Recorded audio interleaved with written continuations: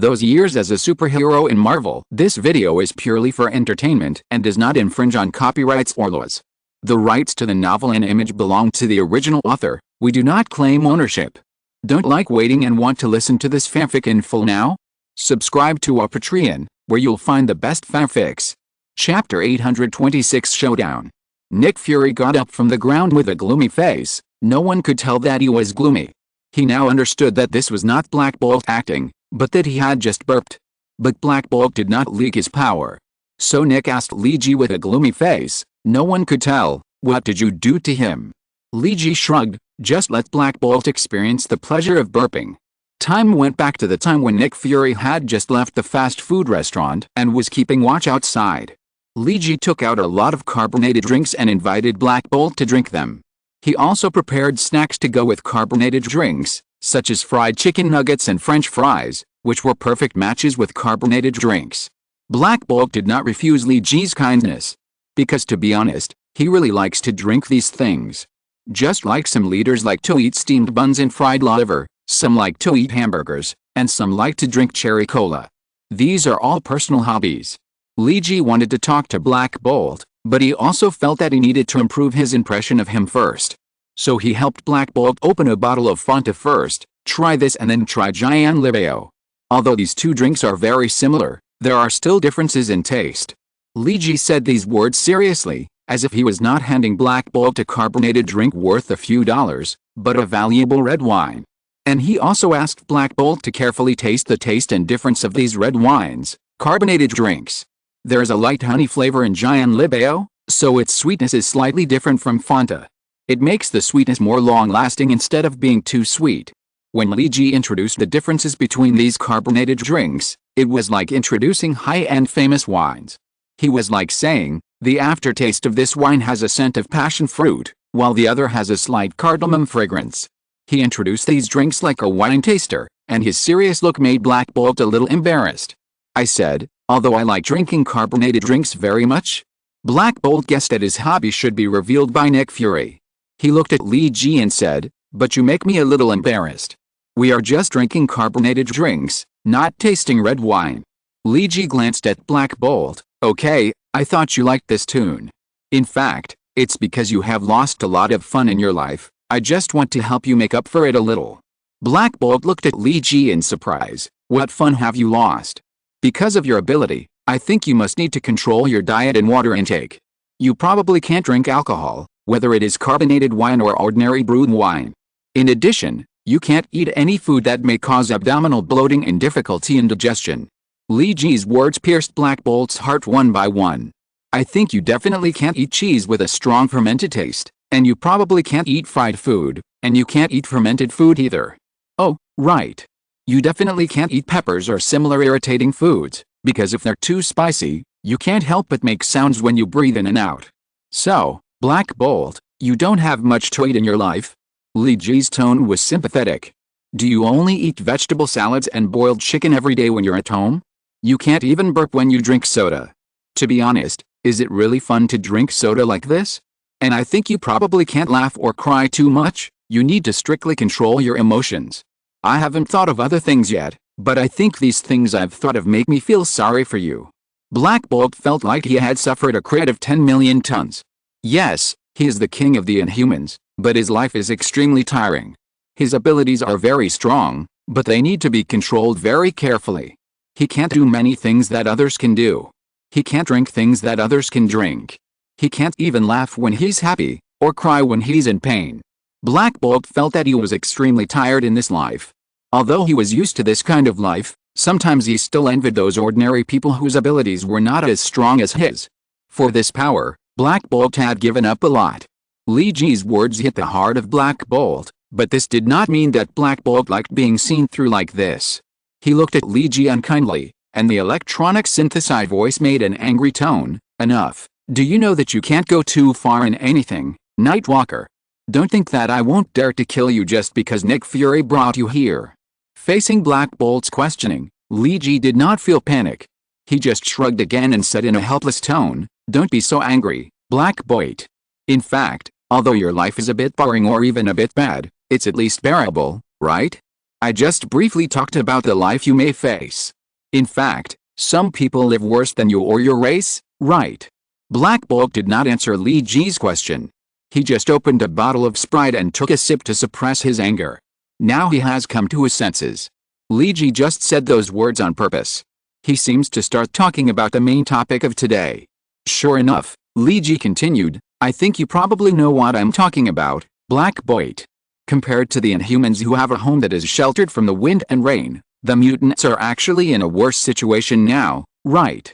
And this is the main issue I want to talk to you about today, about mutants and Inhumans.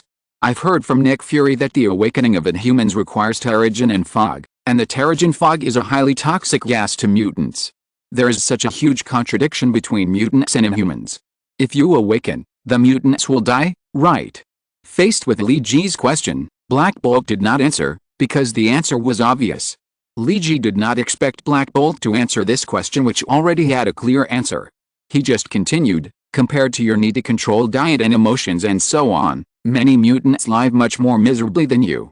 And they don't have a place to shelter from the wind and rain. Black Bolt frowned, I am the king of the Inhumans, not the king of mutants. Their affairs are not my business. And isn't there a mutant country on Earth now? I think if their young female president keeps her promise, those mutants will live very well. Li Ji nodded, indeed, you don't need to take care of mutant affairs. But I've heard that mutants and Inhumans are two branches of the human evolutionary line, just like the choice of X and Y, they cannot coexist. Black Bolt, please allow me to say something impudent. Li Ji's tone was very serious. The Inhumans should be unable to reproduce on their own abilities if they are separated from the newly awakened subjects on Earth.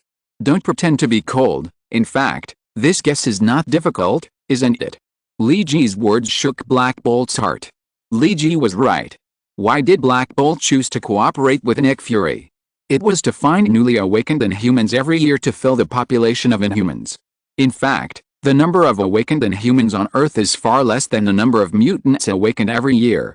After all, the blood of the Inhumans has been gone for many, many years, and they are all products of the last civilization era. In addition, the number of newborns in Attilan, the city of Inhumans, is insufficient every year. In fact, the population base of the Inhumans has not expanded but has maintained a relatively slow rhythm. It is difficult to say whether this is a good thing or a bad thing for Black Bolt. But he is trying to maintain this balance. If the civilization perishes because of negative population growth, Black Bolt probably won't be at ease even if he dies. And this is also the biggest stone weighing on Black Bolt's heart. Now Li Ji has said this nakedly in front of him, and Black Bolt has already moved his heart to kill. It's just that he didn't show it on the surface. He just continued to drink a sip of Sprite calmly. You seem to think too much? I just don't want our people to be stranded outside. They just need to go home. So what do you want to say? Nightwalker. Li Ji didn't seem to see Black Bolt's inner hesitation. Instead, he added a stab to Black Bolt at this time. It's a small matter. Because a certain counterfeit drug manufacturer produced a batch of counterfeit drugs, the probability of mutant X gene awakening in the current Earth's population has greatly increased. I think this may affect the population reproduction of your Inhumans. But since you think this is just a small matter, and the awakening of the Inhumans is just to let them go home. Li Ji shrugged again. Black Bolt found this action extremely annoying. Since this is just a small matter, then I think you may not have to worry about it. Maybe the Earth will become a complete mutant planet in the future, and the Inhumans should perhaps stay away from the Earth. Black Bolt just finished speaking when he suddenly stood up, his eyes twitching, and his throat moving slightly. Chapter 827 The first user of X beauty products. Li Ji used a tone of pretending to be relaxed to tell the world that the king of fake medicine sold fake medicine raw materials to the world, which led to the fact that now there may be tens of millions or even hundreds of millions of people in the world who have turned into X gene dominant. It seems that this is really a very, very small matter, so small that it does not need to be taken seriously. Because since the Black Bolt King is tight-lipped, his mouth is even tighter. So Li Ji will deal with it as a light-hearted and happy little thing. Anyway, you don't care about it, so I don't care about it either. Li Ji's attitude is to be polite first and then use force. Again, Li Ji's attitude towards the aliens depends on the aliens' positioning of themselves. Do they regard themselves as Earthlings or aliens? If they were Earthlings, then there is naturally something to talk about, because they are all Earthlings and there is no need to fight to the death.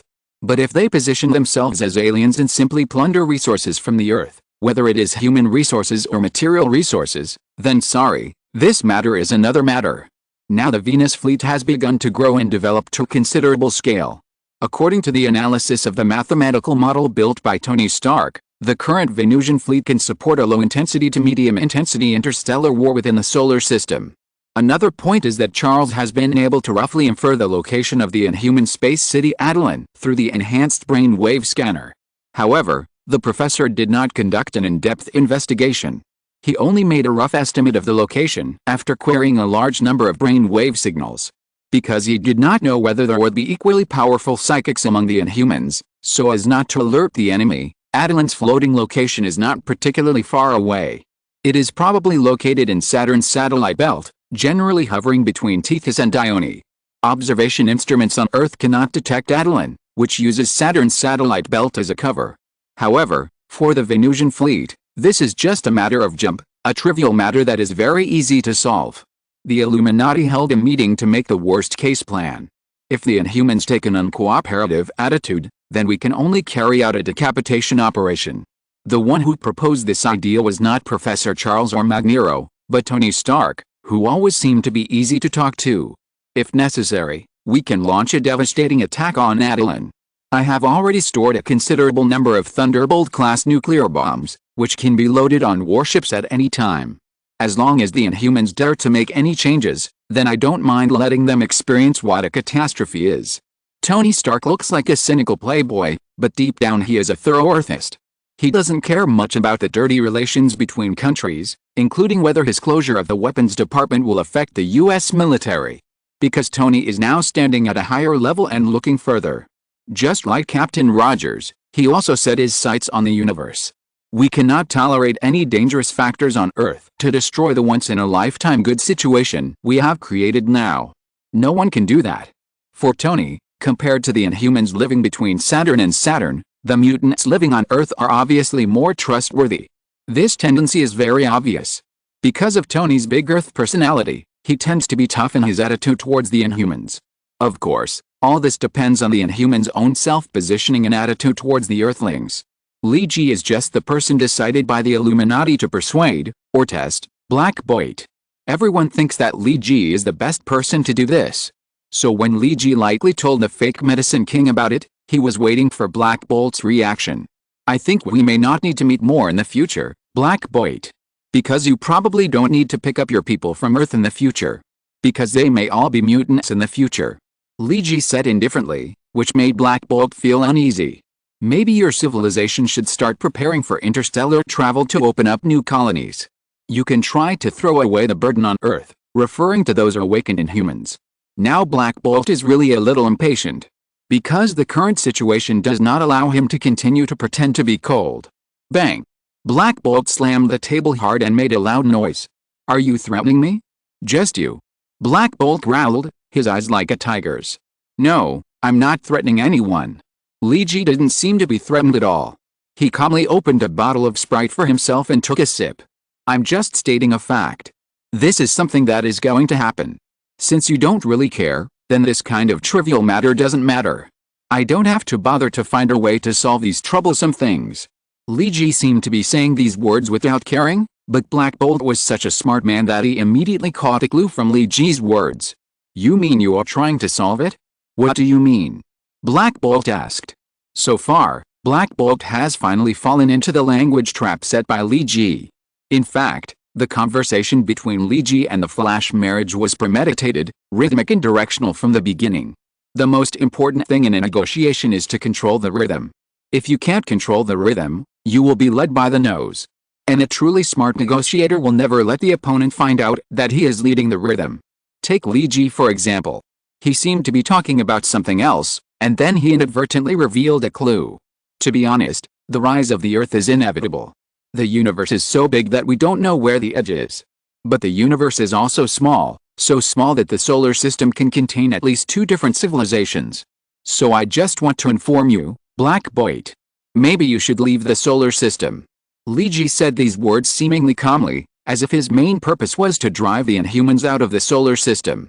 But Black Bolt's mind was not on this. He was still thinking about what Li Ji had just said. What methods could he use to ease the conflict between mutants and inhumans? This was almost an irreconcilable conflict. So Black Bolt frowned and looked at Li Ji. The inhumans were born on Earth.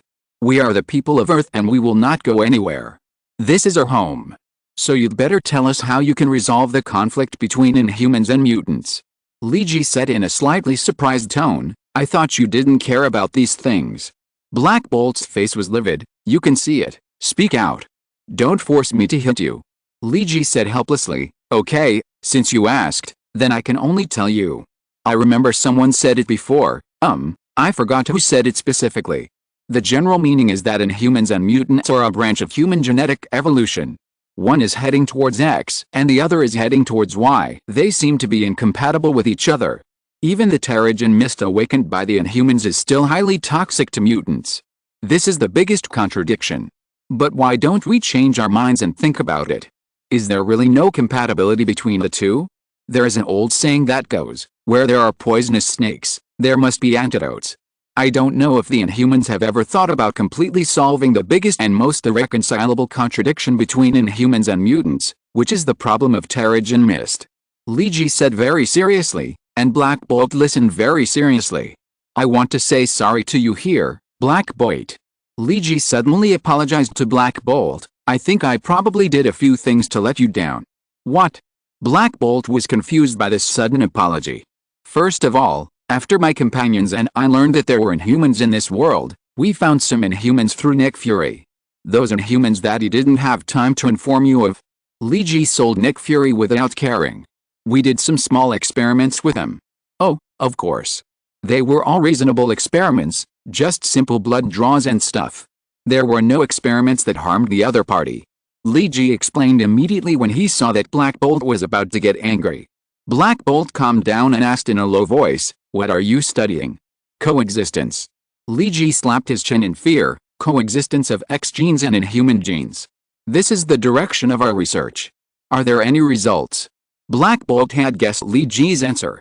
Yes, it is true. This is a very accidental discovery. There is indeed a huge and irreconcilable contradiction between inhuman genes and X genes, just like oil and water are incompatible. This is something that was originally impossible. Li Ji smiled. But we have all learned simple physics and chemistry. We know that we can mix oil and water into a stable solution through some physical or chemical intermediates. And by chance we discovered this intermediate. Its name is still unknown, but it will definitely change the world. It is the Parker particle. It is still in the early experimental stage, but it has already surprised us. It shows a strong universality. It is like the most suitable solvent. It can mix and fuse everything we know. This gives us a new prospect. Why can't mutants and inhumans be combined into one? Li Ji talked to Black Bolt, but Black Bolt did curl his lips. Because if what Li Ji said was so easy to achieve, the inhumans would have achieved it long ago. Maybe you think too simply. Black Bolt did not comment on Li Ji's idea. If it was so easy to achieve, and if some potion was made, the world would have gone crazy long ago. Li Ji nodded in agreement. Yes, so we need to do a lot of experiments. And this is the second apology I need to make to you. Black Bolt continued to be confused. Li Ji pointed at the giant labao that Black Bolt drank and said, I think you have never drunk this kind of drink, so you are not familiar with its taste. For this meeting, we specially prepared some small gifts for you. We added a little additive to your drink. Black Bolt's eyes widened, and Li Ji pretended not to see and continued, don't worry, it's non-toxic and harmless, and it's just a small prop with a limited validity period. Welcome to become the first user of our X-Beauty product line. Here I would like to give you my sincere greetings. Black Bolt looked at Li Ji in disbelief. He suddenly realized that the hooded man in front of him was not the kind of harmless person. Maybe he is just a street hero in New York, but what he did is simply what a big villain would do. What did you do to me? Black Bolt did not find anything abnormal in his body. A little change is good for your body. For example, you will temporarily lose your ability for a period of time, and the time limit is very short, probably less than 10 minutes. It may even be shorter and we don't know if it will work the second time. I think you can take advantage of this rare opportunity to burp a few more sodas. There may not be such an opportunity in the future. Li Ji said this with a curled mouth. Chapter 828 Experimental Subjects. Li Ji really didn't understand much about scientific research. But he still cared about his old friend Peter Parker. So under Li Ji's efforts, Peter Parker inexplicably signed an agreement that symbolized a large amount of wealth. It is foreseeable that when the X-Beauty project begins to be officially promoted and implemented, the Parker particle, as an indispensable component of the entire product, will be very important. Just as Li Ji's initial vision of the X-Beauty product, this will be a product that changes the world. People inside the Illuminati can see how much impact the X-Beauty project product line will have on the world if it can be successfully launched. And this impact should also be a benign impact. If you start from a business perspective, the X-Beauty project must be an extremely profitable purchase. For example, everyone is eager to fly and conquer the sky. So humans have been tirelessly inventing various aircraft for thousands of years. It was not until the development of biplanes in modern times that humans really began to get rid of the constraints of the ground and look further. But not everyone has the opportunity to fly an airplane. Even not everyone has the opportunity to ride an airplane. There are many people in this world who have never ridden an airplane in their lives. But this does not affect many people's outlook on the sky. Some people would go for paragliding or something like that, but it requires very professional training and is expensive. And what if there is a cheaper, more convenient and safer way to let people fly into the sky? Just like the angel in the X-Men, let people grow a pair of wings on their backs, which lasts for about 30 minutes and can even control the height and speed of the flight. This can not only satisfy the dream of ordinary people to fly, but also can be used for special operations in certain places where it is needed, such as high-rise building exterior wall operations. Open your eyes and take a look. There are countless directions in which the X-Beautiful project can be extended. There is nothing that cannot be done as long as you don't want to fight. It can be said that the prospects in this regard are extremely broad. Peter Parker may reach the peak of his life with a Parker particle. Of course, if Li Ji is not here, will Tony secretly use Parker's invention and not give Parker money? Li Ji doesn't know this. Maybe he will give it, but maybe not. Of course, if Tony doesn't give money, it is probably because of security information considerations, not because he really wants to embezzle this money. This money may conservatively reach billions of dollars or even more. The greater use of Parker particles is neutralization. The problem that had troubled Dr. Hank for decades was solved after obtaining the specific data of Parker particles. He has designed a new type of drug with stronger universality that can suppress the epsilon-level mutant pathology. The hospital cannot treat their strange diseases because these strange diseases are byproducts of the awakening of the X gene. It is useless to treat the symptoms without treating the root cause. Dr. Hank has more ideas and better technology. He split and copied part of the fusion ability of the little naughty ability, deprivation and fusion. Then he used Parker particles to neutralize it. The reaction experiment between the two has been done for a long time, and Dr. Hank has obtained the first batch of neutralizers. Now they are still in a colorless liquid state, and the taste is a little sweet. It tastes like the fake taste of artificial sweeteners. Dr. Hank said this when he handed the first batch of finished products to Li Ji. And they are not very stable. They can easily turn into gas and evaporate with a slight shake. So I want to find a way to make them vaporize stably. In this way, we can make the spray you mentioned. Li Ji looked at the neutralizer in the test tube that looked like clear water and asked, "What do these things do?" Dr. Hank pushed his black-framed glasses. "Turn you into a bucket." "What? No, I don't want to turn into a bucket." "Whether you are referring to a physical object or my body." Li Ji shook his head and stepped back. "This is an analogy, just an analogy." Dr. Hank was helpless. "The bucket I refer to is that they can turn your body into a neutral container. This container can hold various liquids, abilities. For example, the first experimental agent I made." As he spoke, Dr. Hank poured a green liquid in another test tube into it. The neutralizer, which was originally like clear water, turned pink when it came into contact with a green liquid. Then Dr. Hank used an instrument that Li Ji couldn't name to irradiate the pink liquid. They began to emit pink smoke, and Dr. Hank immediately used equipment to collect this smoke. When a certain amount of smoke was collected, he inhaled the collected smoke with a breathing mask. Li Ji kept looking at Dr. Hank, but he didn't notice any changes in him. Li Ji asked, "So what's the use of this thing?" Dr. Hank smiled at Li Ji, and then his blue hair instantly turned silver-white, just like a silverback gorilla. The silverback gorilla smiled and said, A little gadget that can change the color of my hair. I think this little thing is not bad. I'm a little tired of having blue hair all the time, and I've always wanted to change the color. Li Ji pouted, but I'm afraid there is no hair salon that can dye your hair. How much dye and how big equipment are needed to do it? This is still the first batch of drugs, and the stability seems to be okay at the moment. Because I'm currently only using very mild mutant genes for mixing.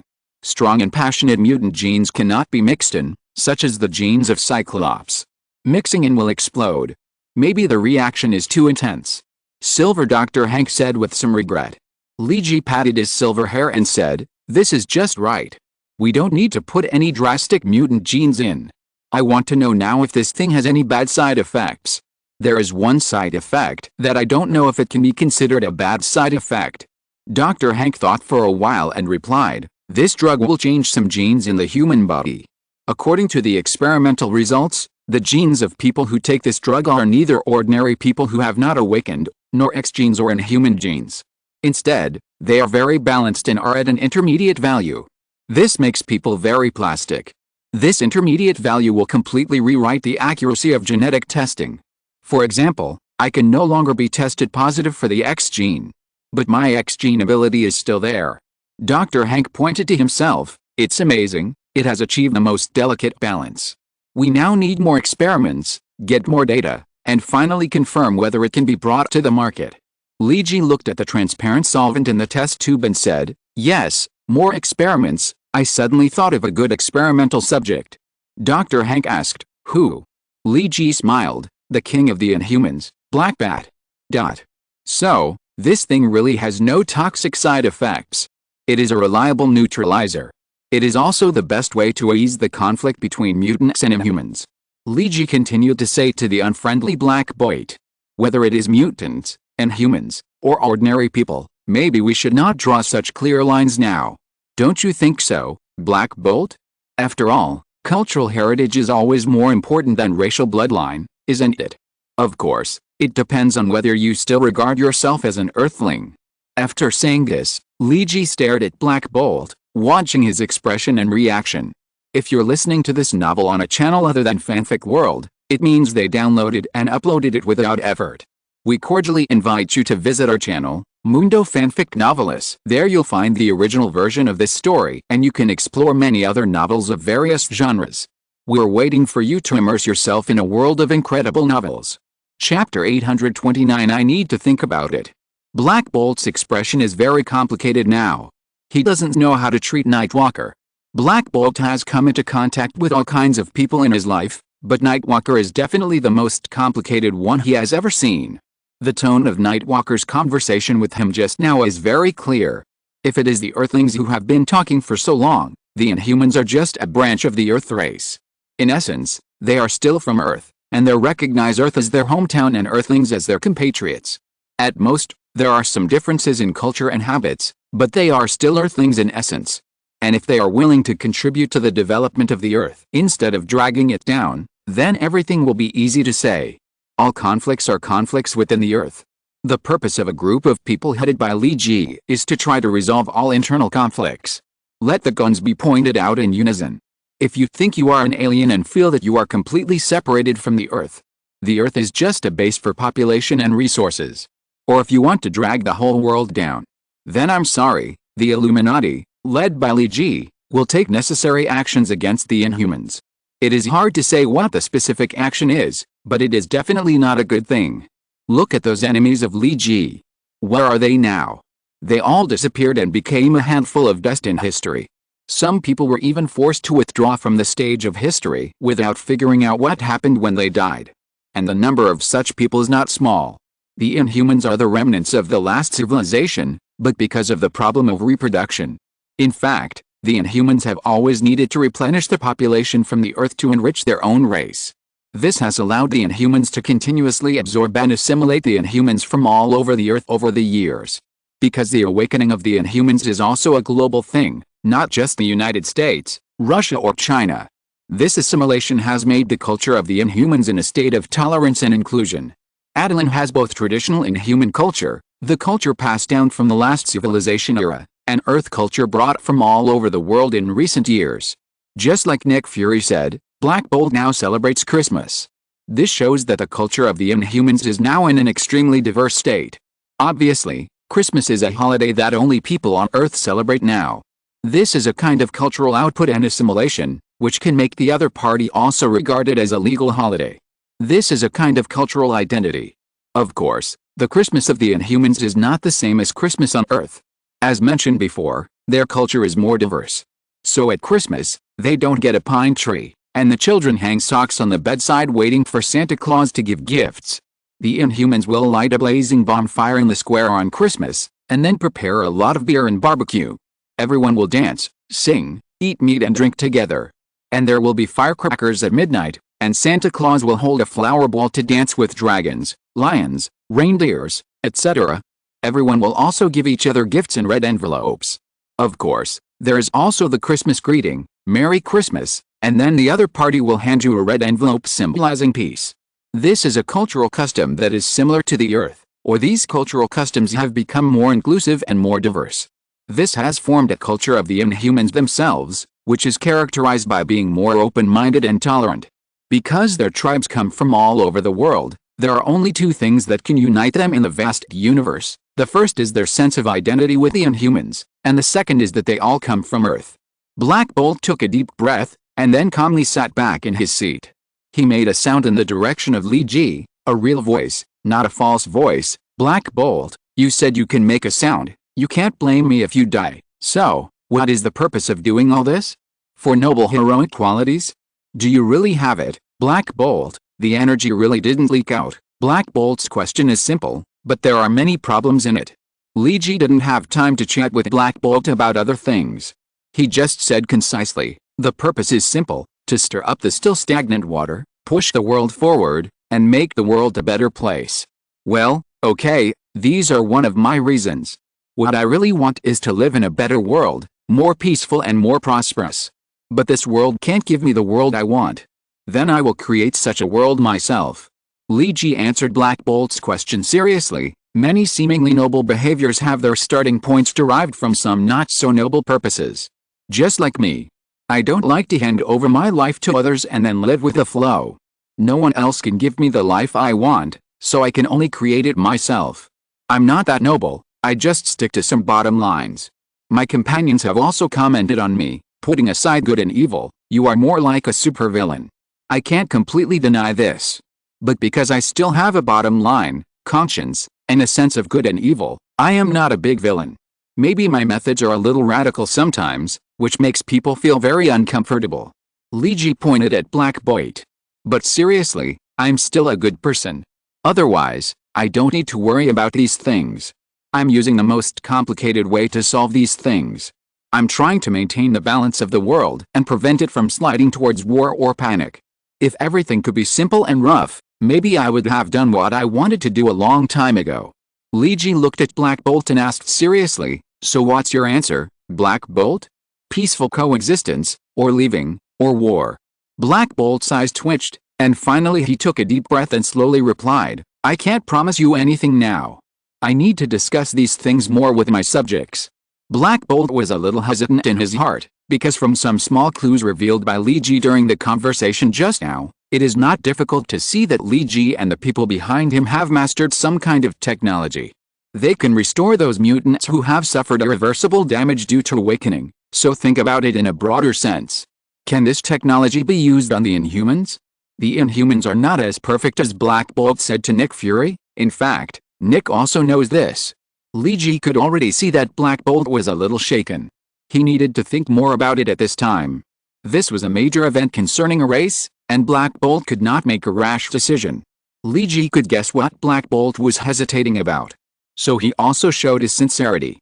He took out a bottle of potion from his space belt and handed it to Black Bolt. Maybe it is useful for some of the diseases of the Inhumans, but we have done very few experiments and are not guaranteed at 100%. Black Bolt took it and nodded. Li Ji raised the sprite in his hand and said to Black Bolt, wish peace. Black Bolt, wish peace. Nick found it hard to believe that Li Ji had reached a preliminary agreement with Black Bolt in such a short time. And Black Bolt was not angry after playing tricks on him? Exclamation mark. Nick Fury looked at Li Ji inside in his heart. No wonder Frank said that this guy is an uncontrollable character.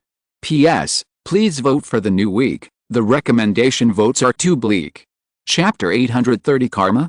Black Bolt finally left, taking the potion that Li Ji gave him back. Although he fell into Li Ji's trap this time, and accidentally drank Giant Lebeo with X-Beauty Neutralizer.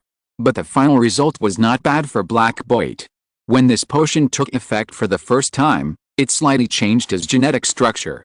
As Dr. Hank said, this thing can make a person's genes neutral. And this time, when the genes are adjusted to neutral, their own abilities will be temporarily ineffective for a period of time.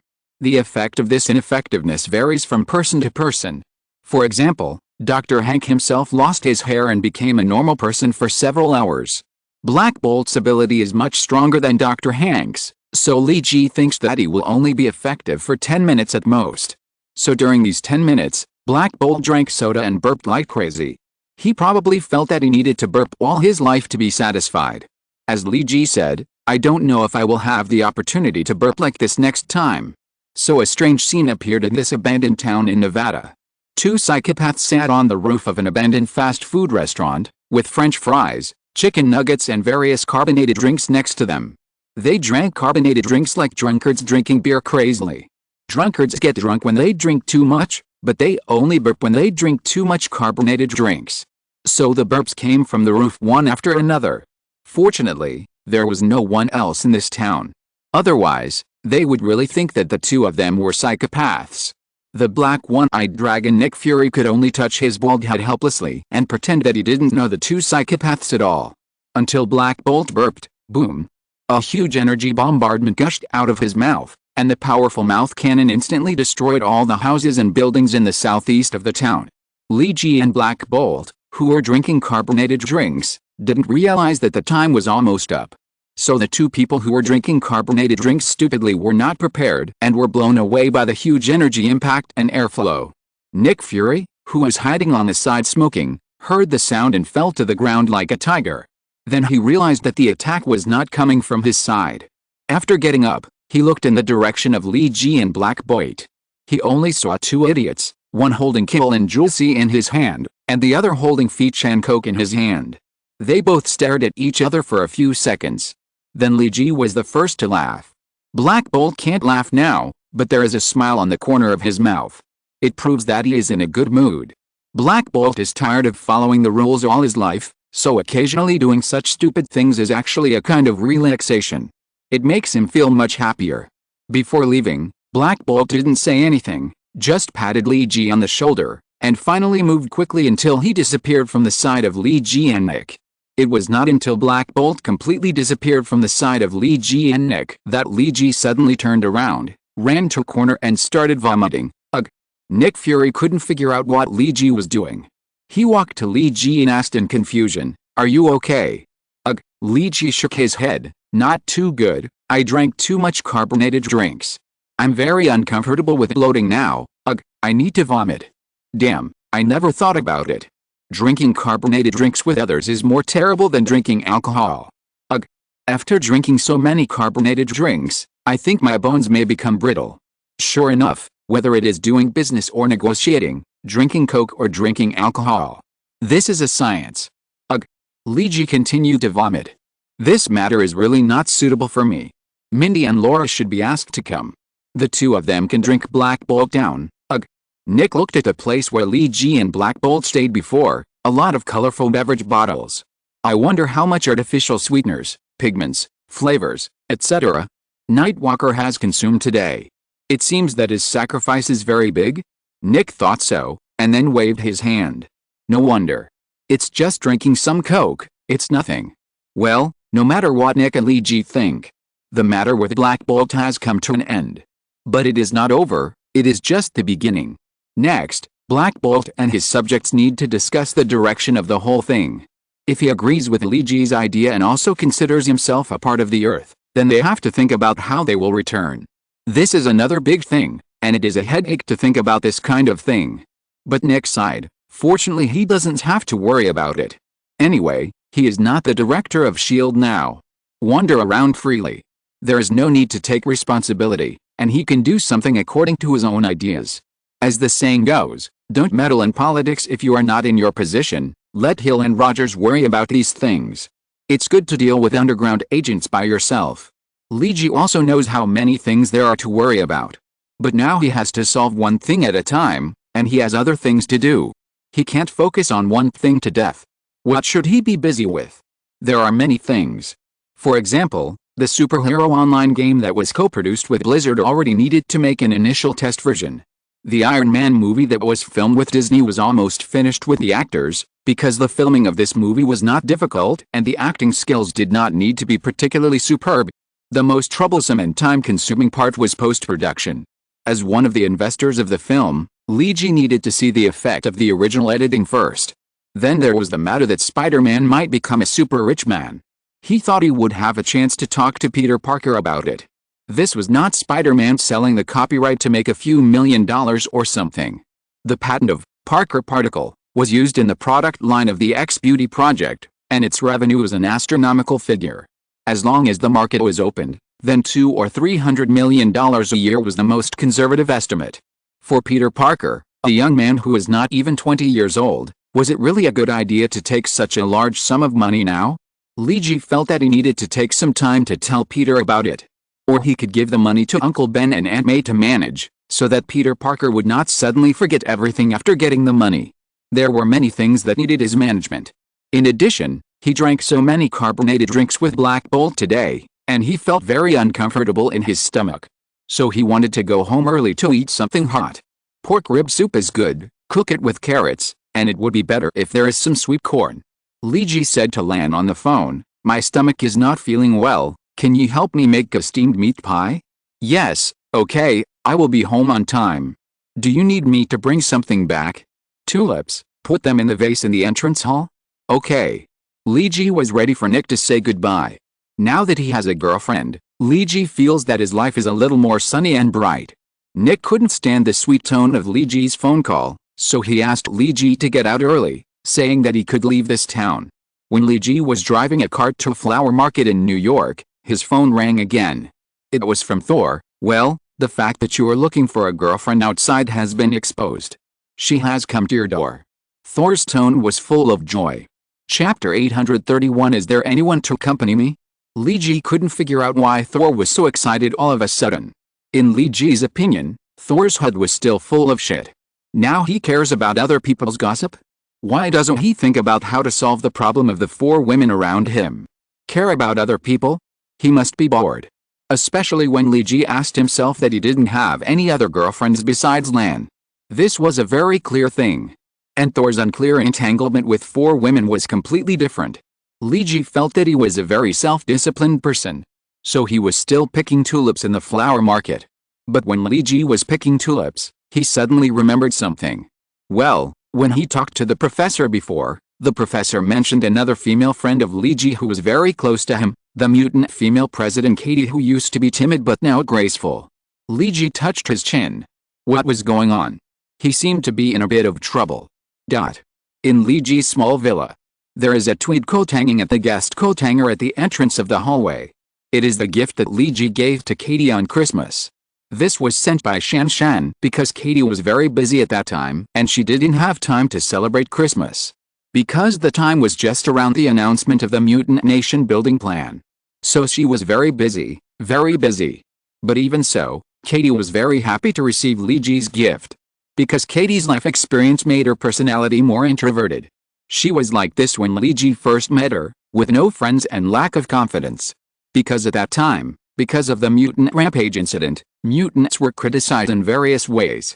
Katie also exposed her mutant identity because of fear. Lee Ji helped her at that time, and became friends with her after knowing her mutant identity.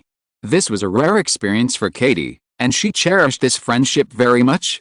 Katie also invited Lee Ji to visit as a relative and friend on the open day of Xavier's school for the gifted. Lee Ji's attitude towards her and mutants made Katie feel very comfortable. There was no disgust or envy, just normal treatment. It was as if she was just an ordinary 17-year-old girl. At that time, Lee Ji would talk to her about study and some life things. Katie would complain to him about which classmate in school was annoying and what class she liked.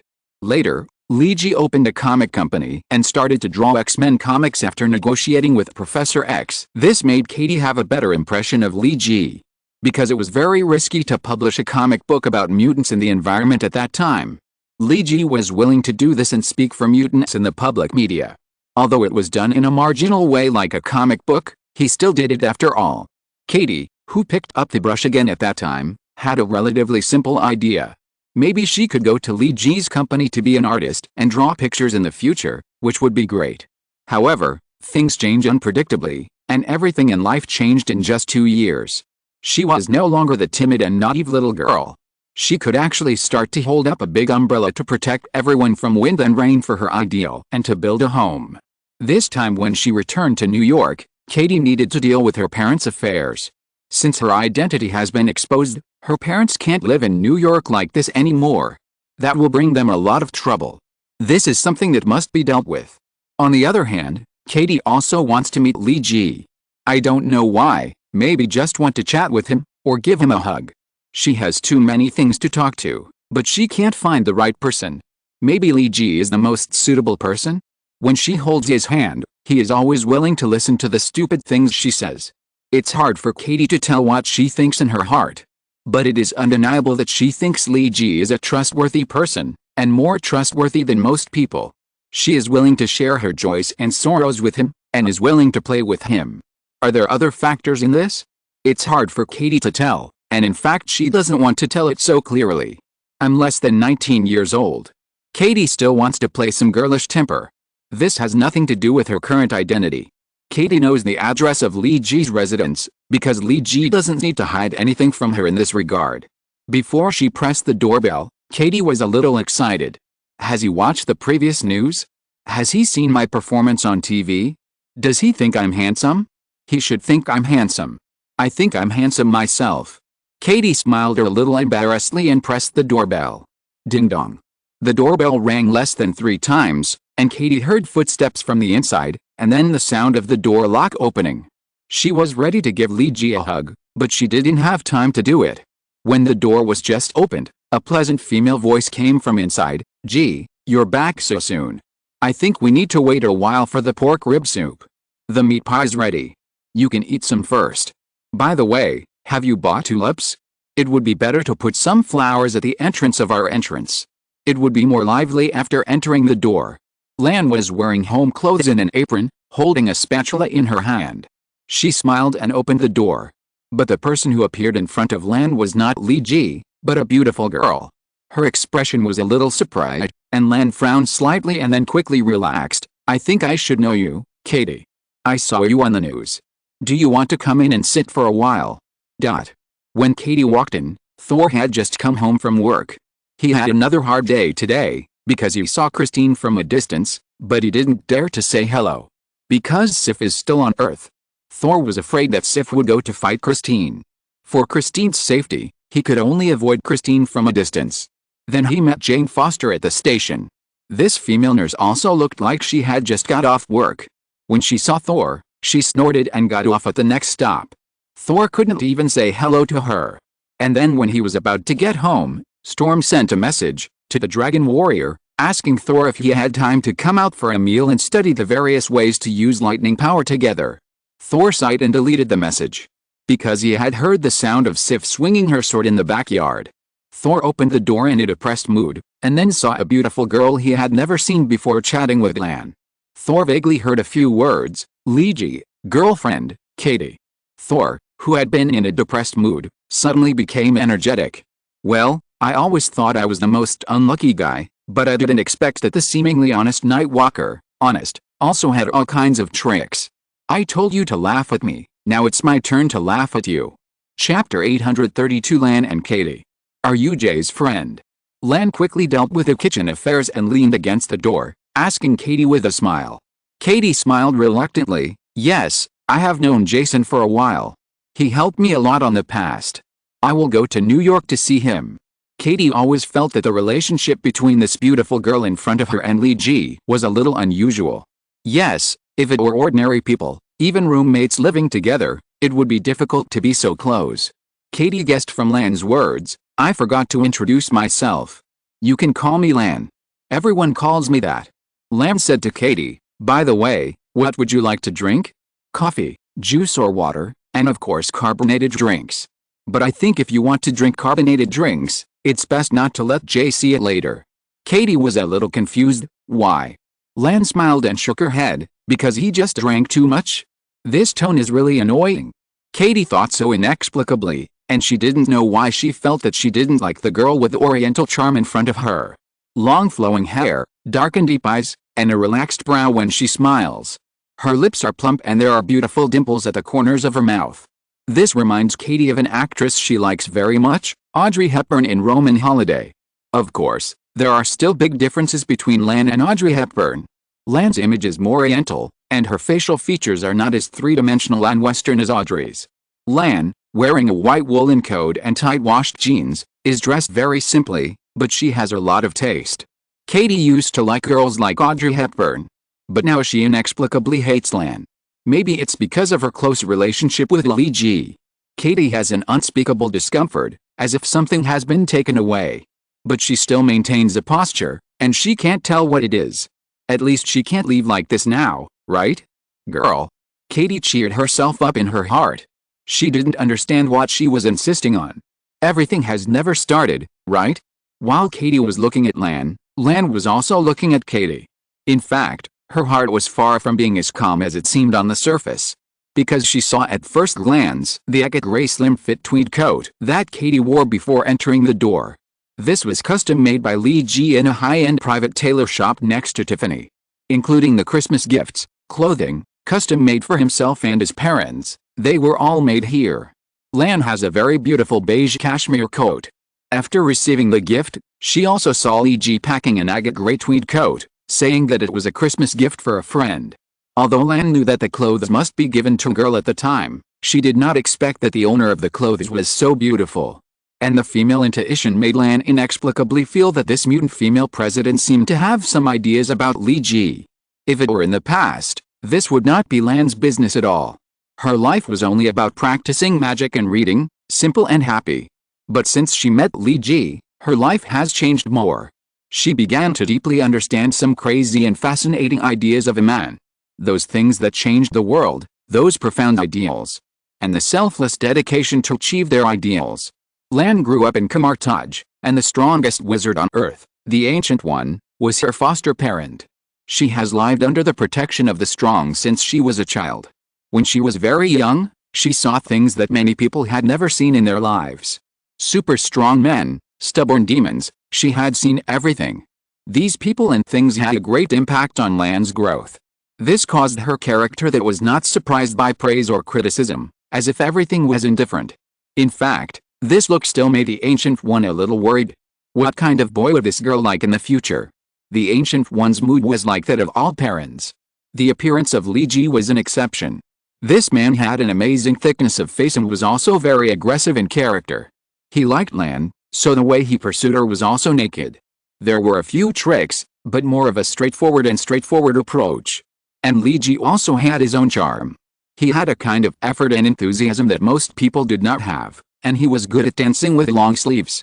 He had a little bit of shamelessness, but he had a bottom line. Half good and half bad. He is not a good man in the traditional sense. Most of the time, Lee Ji's choice comes from what he wants to do. Or to put it another way, Nightwalker is a person who has the unscrupulousness of a supervillain, but also has a heart of justice. So Lee Ji never simply defines himself as a hero or something. I just don't like my fate to be controlled by others. My future and everything I want should be driven by me. At least I need to participate, that's all. This is Lee Ji's original words. Maybe it is this kind of personality that attracted Lan. She really hasn't seen a person of the opposite sex with more ideas than Lee Ji. This is a very two-sided person. The difference between a superhero and a supervillain is a matter of one thought. And the important thing is that Lee Ji never hides this kind of thought, which makes him show a special sense of sincerity. Lamb thinks that meeting Lee Ji is a very lucky thing. He lets her see more possibilities in this world. Life is no longer just a simple reading and practice, but has more fun. For example, learning to cook is one of them. At least Lan didn't care what to eat before. Her meals were simple, just fruit plus beef plus staple food, barley bread would be fine. Now she would roll up her sleeves and try to cook some food. Li-ji would pull Lan to the kitchen when he was free.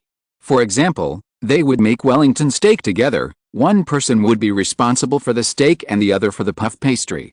Or they could open the space door and go to the Netherlands to see the flowers and windmills in the Netherlands, and of course taste the seafood in the Netherlands.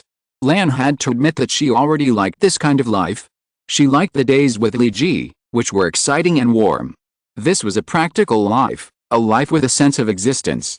And now, it seemed that there was a girl in front of her who had ideas about her boyfriend. This made Lan feel uncomfortable. But she didn't know how to deal with this situation. Because there were no books like love manuals in Kamatiki. So Lan could only keep smiling and try not to lose her composure. She handed Katie a cup of coffee. Katie took it and smiled. So you and Jason? Boyfriend and girlfriend? Lan's answer was concise. Oh. Katie took the coffee and murmured, and then the space entered a terrible quiet and silence. Thor, who had been staying at the partition of the living room entrance, did not dare to show his head through the partition and walk into the living room. Because the scene was really embarrassing. Thor had experienced this kind of embarrassment before, and his last experience was not a pleasant one. He was also going to see how Li-ji was going to deal with this terrible thing. Anyway, Thor himself couldn't handle it well. Although Thor always felt that he was innocent. He was just pursuing Christine, and Jane was completely an accident. He had never flirted with her at all. As for Sif who fell from the sky, it was an accident among accidents. As for Storm, who came to stick to him, Thor didn't want to say anything. Thor's life is always full of surprises and shocks. Saying too much is all Thor's tears. Just when Thor was secretly sad, he keenly heard the sound of the key opening the door. Li-ji is back. Chapter 833 The Reason for Being Called Lan. Thor had heard the sound of the door being unlocked. He couldn't wait for Li-ji to come back and watch Li-ji's fun. Thor's face was full of excitement. The door was opened, and in walked Peter Parker. And behind him followed his girlfriend, not sure if she was a girlfriend or ex-girlfriend, Gwen. They both had a lot of things in their hands. Thor looked back and finally found the real person. Li-ji came back again, and was behind this couple. Hey, Gwen. Do you need me to help you move the things in your hands? Peter asked in a flattering tone, even though he was holding a box in his hands. Gwen glanced at Peter and said, Peter, if you really want to help, don't be so introverted. You are not playing gal game. Or at least you can't let me read your thoughts so easily. Why don't you continue to practice, brain occlumency? Peter shrank his head and said helplessly, I have practiced, but it is difficult. I am not Harry Potter, and you are not Professor Snape. It is not easy to control your thoughts so that they are not easily read by the other party. Peter and Gwen had a little accident and deviation because of the last incident of the reality gem leaking in London. Gwen accidentally obtained Peter's spider ability, and the two also had the ability to communicate with each other. It is hard to say whether this is a good thing or a bad thing for Peter. If it is said that in terms of getting Gwen back, this is a plus. But if life continues like this, it will be a minus. Except for the fact that they felt a little novel at the beginning, they felt that they should control it later. Telepathic communication sounds cool, but we can't make everything public, right? So Gwen came up with the idea of learning brain occlumency. Peter, stupid, you should find Diagon Alley first. It is to actively master the ability to control this kind of telepathic communication, and turn this ability into a positive and uplifting thing, rather than a burden on life. After all, people still need a little private space, no matter how close they are. Not to mention that Gwen has not yet decided whether to accept Peter again. So under Gwen's repeated requests, Peter also began to practice brain occlumency. Peter, Gwen, can you change your name? Are you sure J.K. Rowling won't cause trouble for you? But it is obvious that Spider-Man has always been a person who is easily distracted, and it is not easy for him to learn to control this kind of telepathy. Regarding Spider-Man's slow progress, Gwen could only say helplessly, but I can control it now. Can you read my thoughts now? Peter, it's not fair. Only my thoughts are seen through again. Peter was even more helpless. Then I can only say that you did a good job, Miss Hermione Granger, and you get 10 points from Gryffindor. The two chatted and walked into the living room, leaving Thor no time to say anything. Following closely behind the two was Li-ji, who was holding tulips and other things. Thor looked at Li-ji. What's going on? Li-ji, what do you mean? Thor pointed at Peter and Gwen. Did you invite them to mess things up? What and what? Luigi pushed away Thor's hand that was grabbing his collar. I just happened to invite them to dinner. There are many things that need to be discussed openly. Katie happened to be here today. Speaking of Katie, Thor suddenly became excited again. Is that female mutant president your girlfriend outside? Thor has been waiting for the day when Nightwalker would make a fool of himself for a long time. Luigi patted Thor on the shoulder and said to Thor, care about this? Why don't you care about why Strange is not at home today? Thor frowned. What do you mean? Luigi shrugged. We are in New York now, Strange lives in our house, and Christine also lives in New York. Now you and Christine are half done. And Strange doesn't look as proud as before. Since Peter Parker can go to London to find Gwen Stacy, then can't Strange find Christine to reminisce about the past? Thor felt that what Luigi said made sense as soon as he heard it, and he couldn't sit still on the spot. No. I'm going to see Christine. As he said this, he didn't even go to the living room, and didn't laugh at Luigi anymore. He put on his coat and walked out. Luigi waved at Thor's back, thinking in his heart, the above are all my speculations, and I am not responsible if the speculation is wrong. Maybe Strange is resting in a bookstore or a cafe now? Strange, who was enjoying a rare slow time in a cafe bookstore in New York, felt a chill on his back. He shuddered. Why is it still a little cold even though the heating is on? Waiter, is there a warmer seat? Lan and Katie were in a subtle quiet and awkward state in the living room, but suddenly two noisy voices came along with the footsteps of Peter and Gwen. Gwen, don't always have disgusting thoughts about me. Peter, hey. I just think you look sexy in tight jeans. How can this be disgusting? Oh no, it's really disgusting. You can't have such thoughts about me. You are hurting each other. Gwen, huh? So you know? If you are Katie. Gwen walked into the living room with a big box in her arms, and was surprised to see Katie sitting on the single sofa. I watched your live broadcast video. You are so cool. You look younger than me, but you are already the president of a country? That's amazing. You are going to lead mutants into a new era of peace. I like your speech and what you do. What you do is great. Gwen handed the big box in her hand to Peter without hesitation. She said to Katie like a little fangirl, can you take a photo with me?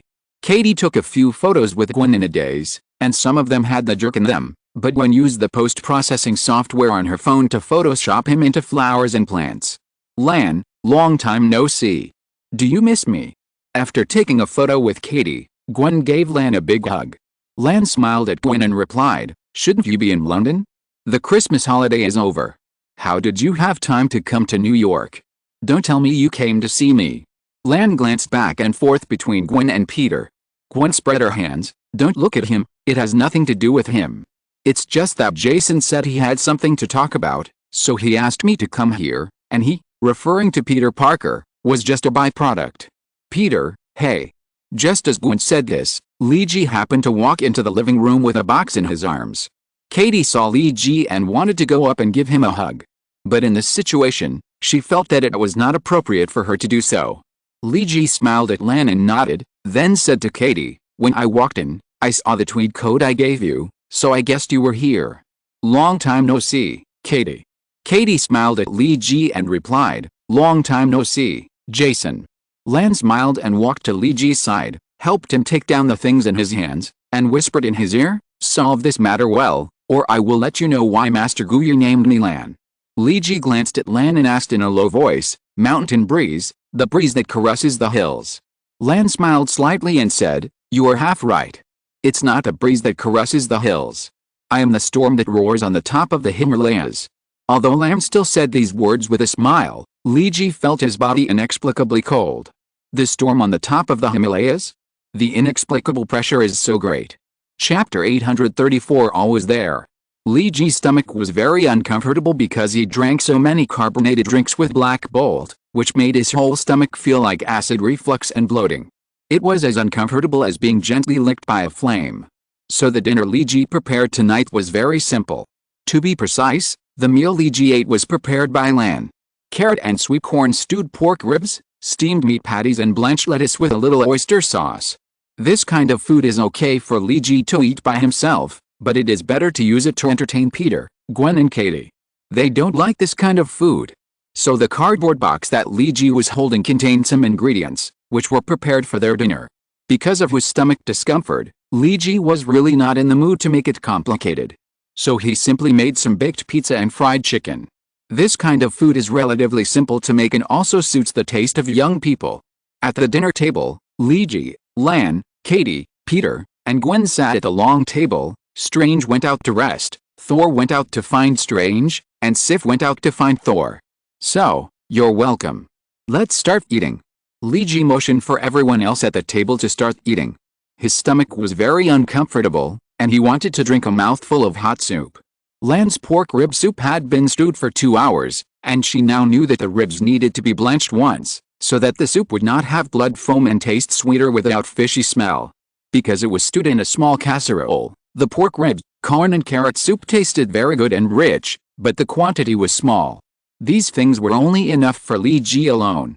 The tulips that Li Ji bought home had been inserted into the vase at the entrance.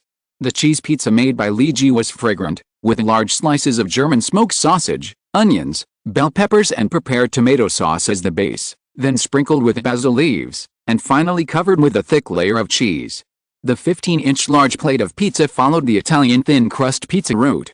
The whole pizza tasted neither dry nor greasy, and the taste was just right. The homemade mozzarella cheese bought from a ranch in Switzerland was melted after high-temperature baking, and a slightly browned crispy crust appeared on the surface. But the inside was still soft and sticky enough to be pulled into strings. Peter Parker came up and grabbed the piece and started eating without a care in the world. Gwen noticed that the food in front of Li Ji was a little different, so she asked, "What's wrong with you?" Li Ji drank a mouthful of hot soup and said, "My stomach is a little uncomfortable." Lan knew that Li Ji's stomach was uncomfortable, but Katie didn't know. She looked up at Li Ji and Lan with a complicated expression, and then asked, "What's wrong?" "Just drank too much carbonated drinks." Li Ji waved his hand. Peter bit the pizza and pulled out a long string of cheese. He ate it in a hurry and said, "Did you drink too much Coke? Why are you like a child?" Li Ji was too lazy to refute Peter's evaluation, because he was not really addicted to carbonated drinks. He sacrificed his stomach to do serious things. Katie was a little angry and amused at Li Ji's remarks that his stomach was uncomfortable because he drank too much Coke. She laughed out loud, but when she turned around, she saw Lan looking at Li Ji with a gentle look. Suddenly she couldn't laugh anymore. It was like a high-speed vehicle suddenly braking, which made Katie very uncomfortable.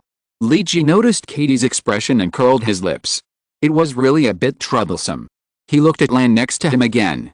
Although Lan was smiling and her eyes were gentle. But Li Ji still remembered what she just said, "I am the storm roaring on the top of the Himalayas." Li Ji sighed, "What a shit." Li Ji looked at Katie and asked, "I read it. How is Katie recently? Are you used to being a female president? Is there anyone bullying you?" "It's pretty good. I think no one will bully me," Katie answered quickly. Then there was a silence. She didn't know what to say now.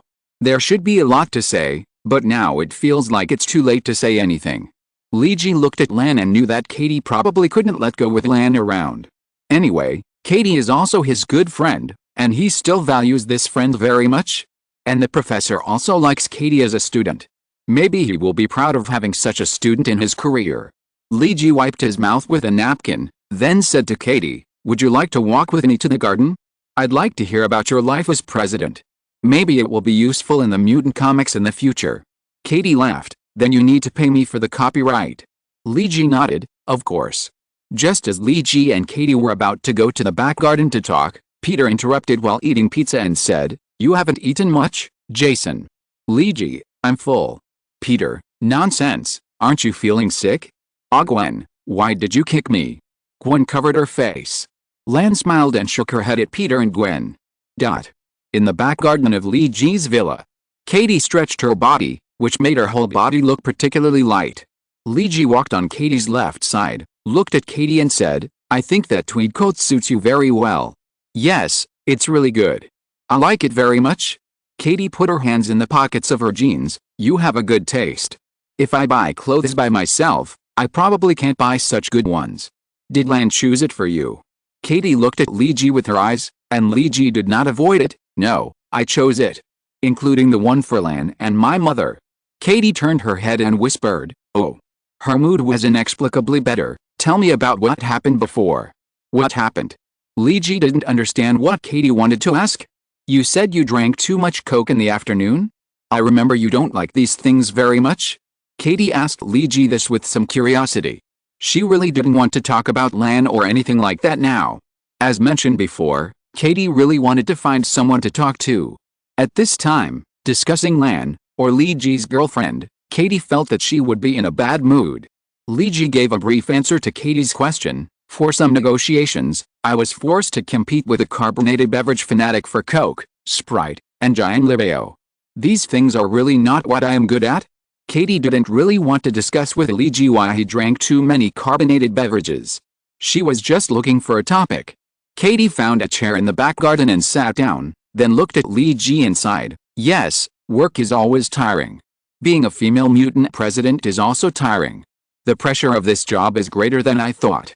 Sometimes I think it would be nice to have a trustworthy friend by my side. Katie looked towards the living room of the house. It's like you have Lan now.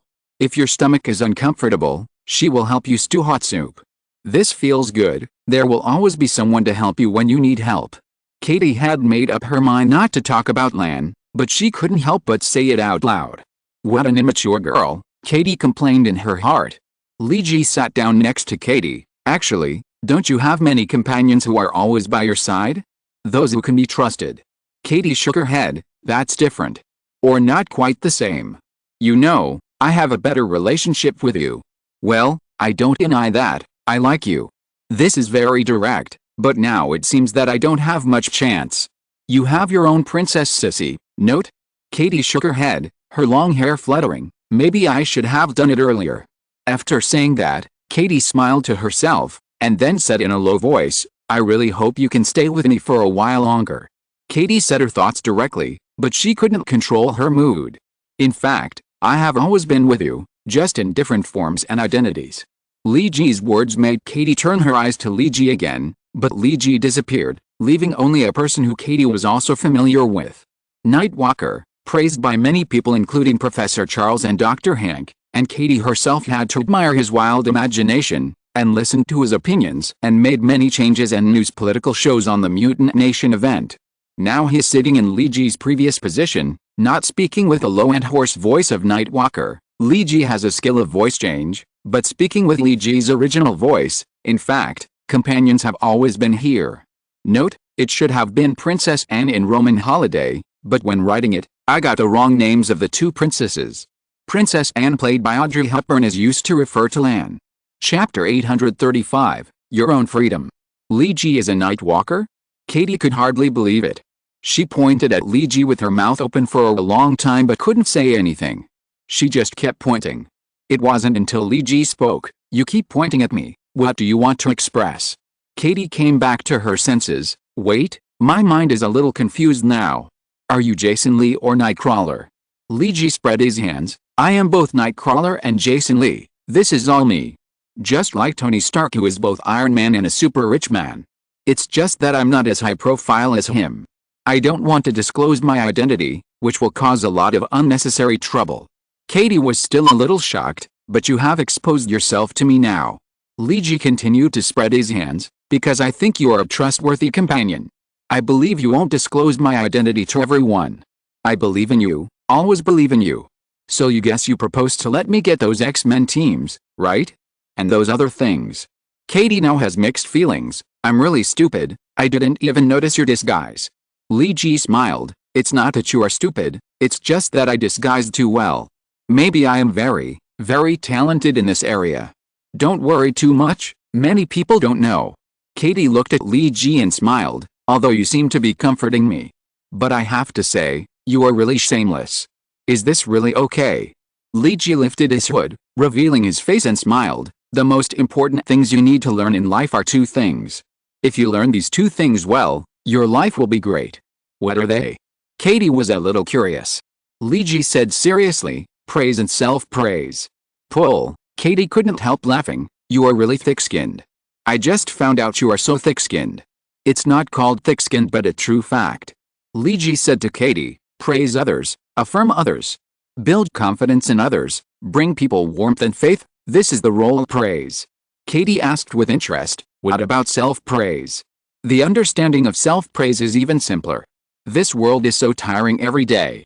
Just like you, every day when you open your eyes, you feel, oh my god. There are so many things to do.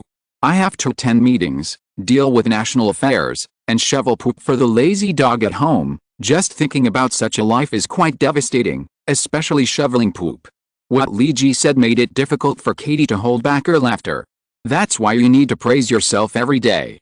For example, cheer yourself up in front of the mirror and hypnotize yourself that you are the best, most perfect, and most impeccable in the world. Give yourself a cup of chicken soup for the soul every morning to warm yourself up for the whole day. Lee Ji was interrupted by Katie before he finished speaking. Katie asked, "Do you do this every day? Hypnotize yourself?" Lee Ji shrugged, "Occasionally. In fact, I don't really need to hypnotize myself. Because I am indeed the best, the most perfect, and the most impeccable. I think you probably won't see another person as outstanding as me." Katie was already laughing so hard that she was staggering. She was panting a little bit. Katie pointed at Lee Ji's serious face and said, "I don't know about the rest. But I know you are definitely the most shameless and narcissistic person I have ever seen. This is considered a compliment. Then I accept it sincerely," Lee Ji said seriously. Katie was already laughing so hard that she could hardly get up. It took a long time for Katie to recover from the state of almost dying of laughter. She sat up straight and looked at Lee Ji and said, "So, is that serious person your true face or is that funny guy your true face?" Lee Ji replied, "I can only say that men have more than one side. When I am serious, I can bring my own tragic epic BGM, and when I am happy, we can pretend to be SpongeBob SquarePants and Patrick. Life is like this, there are not so many regularities and so-called should be like this. I just make the right expression at the right time."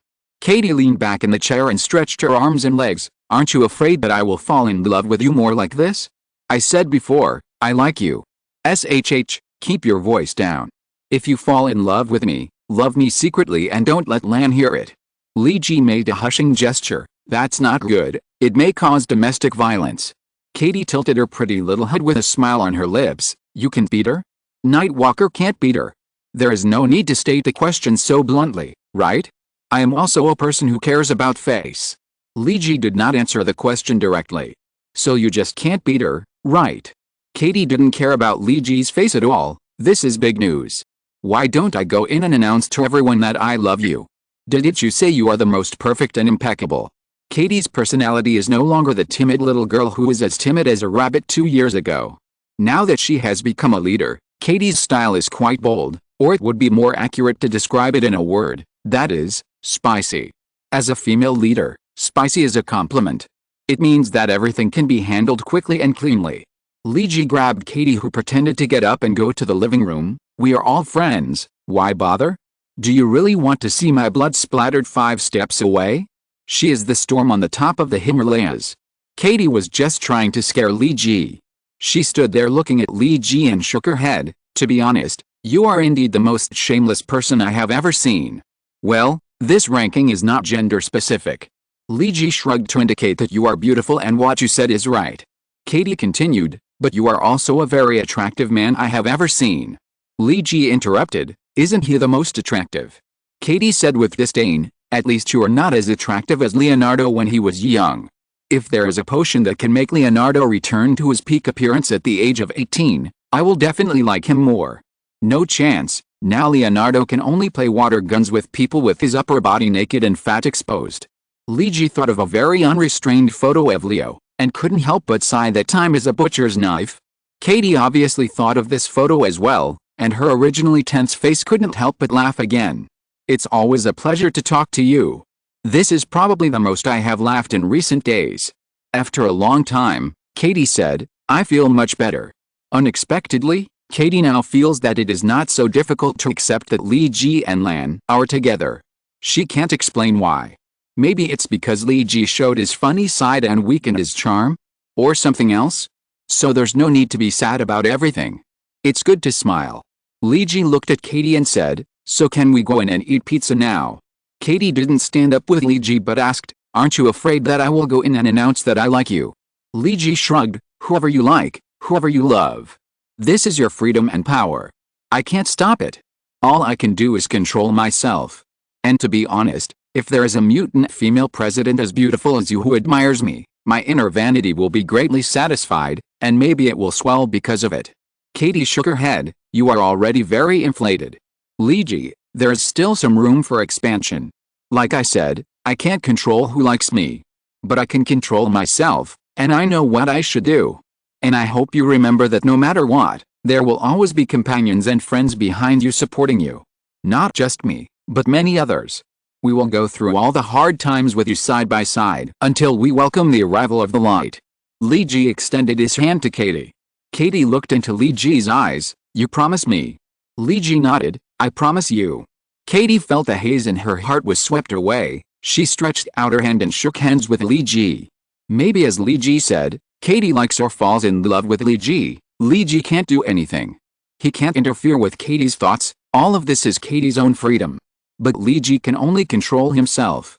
But at the same time, he also expressed his attitude. It was in the past, it is now, and it will be in the future. Nightwalker, Liji, will always stand behind Katie and support Katie. Katie felt full of strength when she shook hands with Liji. If you're listening to this novel on a channel other than Fanfic World, it means they downloaded and uploaded it without effort. We cordially invite you to visit our channel, Mundo Fanfic Novelis. There you'll find the original version of this story and you can explore many other novels of various genres. We're waiting for you to immerse yourself in a world of incredible novels. Chapter 836 How to Spend the Money Earned. Katie left very early, as she still had many things to do. She had understood Liji's attitude. This was a matter of I love you, but it has nothing to do with you. Katie did not find it difficult to accept now. Because it was impossible for everything in this world to go as one wishes. Her timidity in the past made her afraid to express her feelings earlier. Let it all go with the wind. Liji's attitude was very decent, and it did not make Katie feel embarrassed at all. Instead, it made her like Liji more, not the kind of love. Liji gave her enough face. And he also showed his attitude, and this kind of feeling was sublimated in another way. Just like Liji said, he would always support Katie behind her. This made Katie feel very relieved. In any case, she did not lose this friend, which made Katie feel that at least the result was not too bad. As for other things, just let it go. So after dinner, Katie left first. She was still very happy to eat this dinner. And she also opened her heart and chatted with Lan. Lan is the kind of girl Katie likes. She has always liked girls like Audrey Hepburn. She always looks energetic and heroic. Because Katie used to be a timid girl, she envied the kind of girl who always had a straight back, bright eyes and a confident smile on her lips. The two chatted quite speculatively at dinner in the evening. Gwen looked at the two girls opposite in disbelief. At the same time, she looked at Liji, and then looked at Peter Parker who was eating and drinking with disdain. Gwen lamented in her heart that she must have had some nerves wrong at the beginning, and ended up meeting Peter Parker. As a result, she formed a CP with him, which was really unfair. Especially now that the two of them have communicated with each other, Gwen feels that she may not be able to get rid of Peter Parker. Gwen really wants to point at Peter's nose and say, look at others, and look at yourself. Forget it, this kind of thing should be discussed in private between the two of them. In front of others, Gwen decided to save some face for Peter. However, Gwen still felt that she should talk to Liji and ask him to deal with Peter Parker when he was free. Peter's IQ was enough. But his emotional intelligence grew too slowly. Although it increased, it was still the same as a child. The dinner ended in a relatively cheerful atmosphere. Finally, Katie said goodbye first. She still had a lot of things to do, but she and Liji made an appointment that she would entertain Liji next time she went to Tuvalu. Of course, Lan was also welcome to go. But Liji always felt that Lan's eyes were a little unkind when she looked at him at this time. Obviously, her eyes were very gentle. Why did he feel a breath of a blizzard? Before Katie left, she took a few selfies with Gwen and Lan. There was no role for the two men in this selfie. Liji and Peter could only use their mobile phone lights to fill in the light for the three girls. Until Katie left, this dinner came to an end. Peter ate very full, and the others didn't eat much. When Lanzi helped Liji clean up the dishes, he whispered to Liji, "Is it solved?" Liji nodded, "I tried my best. If she still loves me, I can't do anything about it. I can only say that my charm is too great. So many peerless beauties have fallen for me." Lamb felt a little nauseous. "What you said really makes me sick." Li Ji gently bumped Lan's shoulder with his shoulder. Because I praised you as a peerless beauty? Don't belittle yourself, you are indeed. I always tell the truth. Lan knew that Li Ji was deliberately trying to make her happy, but she still felt happy. After all, sometimes some things are seen through but not spoken. Gwen looked at Li Ji and Lan, who were cleaning up the dishes with some envy, and said to Peter, "Look at how they get along. This is what I want. This kind of little warmth." Peter burped because he was full. "Do you want to read books and practice every day like Lan? Can you stay quietly for many years like her and concentrate on doing the same thing, and still find it interesting?" Gwen looked at Peter in surprise. Peter continued, "Not only that, can you be like Lan and not want to be in the limelight? Li Ji and Lan are both low-key people. They prefer to stay behind the scenes to do things, rather than expose themselves in front of the stage. I can also stay behind the scenes quietly to do things." Gwen retorted. "Then who is the one who beat the crowd at the end of year defense meeting of the University of London? Who represented the University of London in the World University Chili competition? Not only did he win the championship, but he also prepared 12 different outfits when shooting the magazine cover." Peter exposed Gwen in an instant. "That's just a backup, a backup." Gwen felt angry and embarrassed after being exposed again, and she was quite cute when she was angry. Peter pouted and said, "Admit it, Miss Gwen Hermione Granger Stacy, you just like to be in the limelight.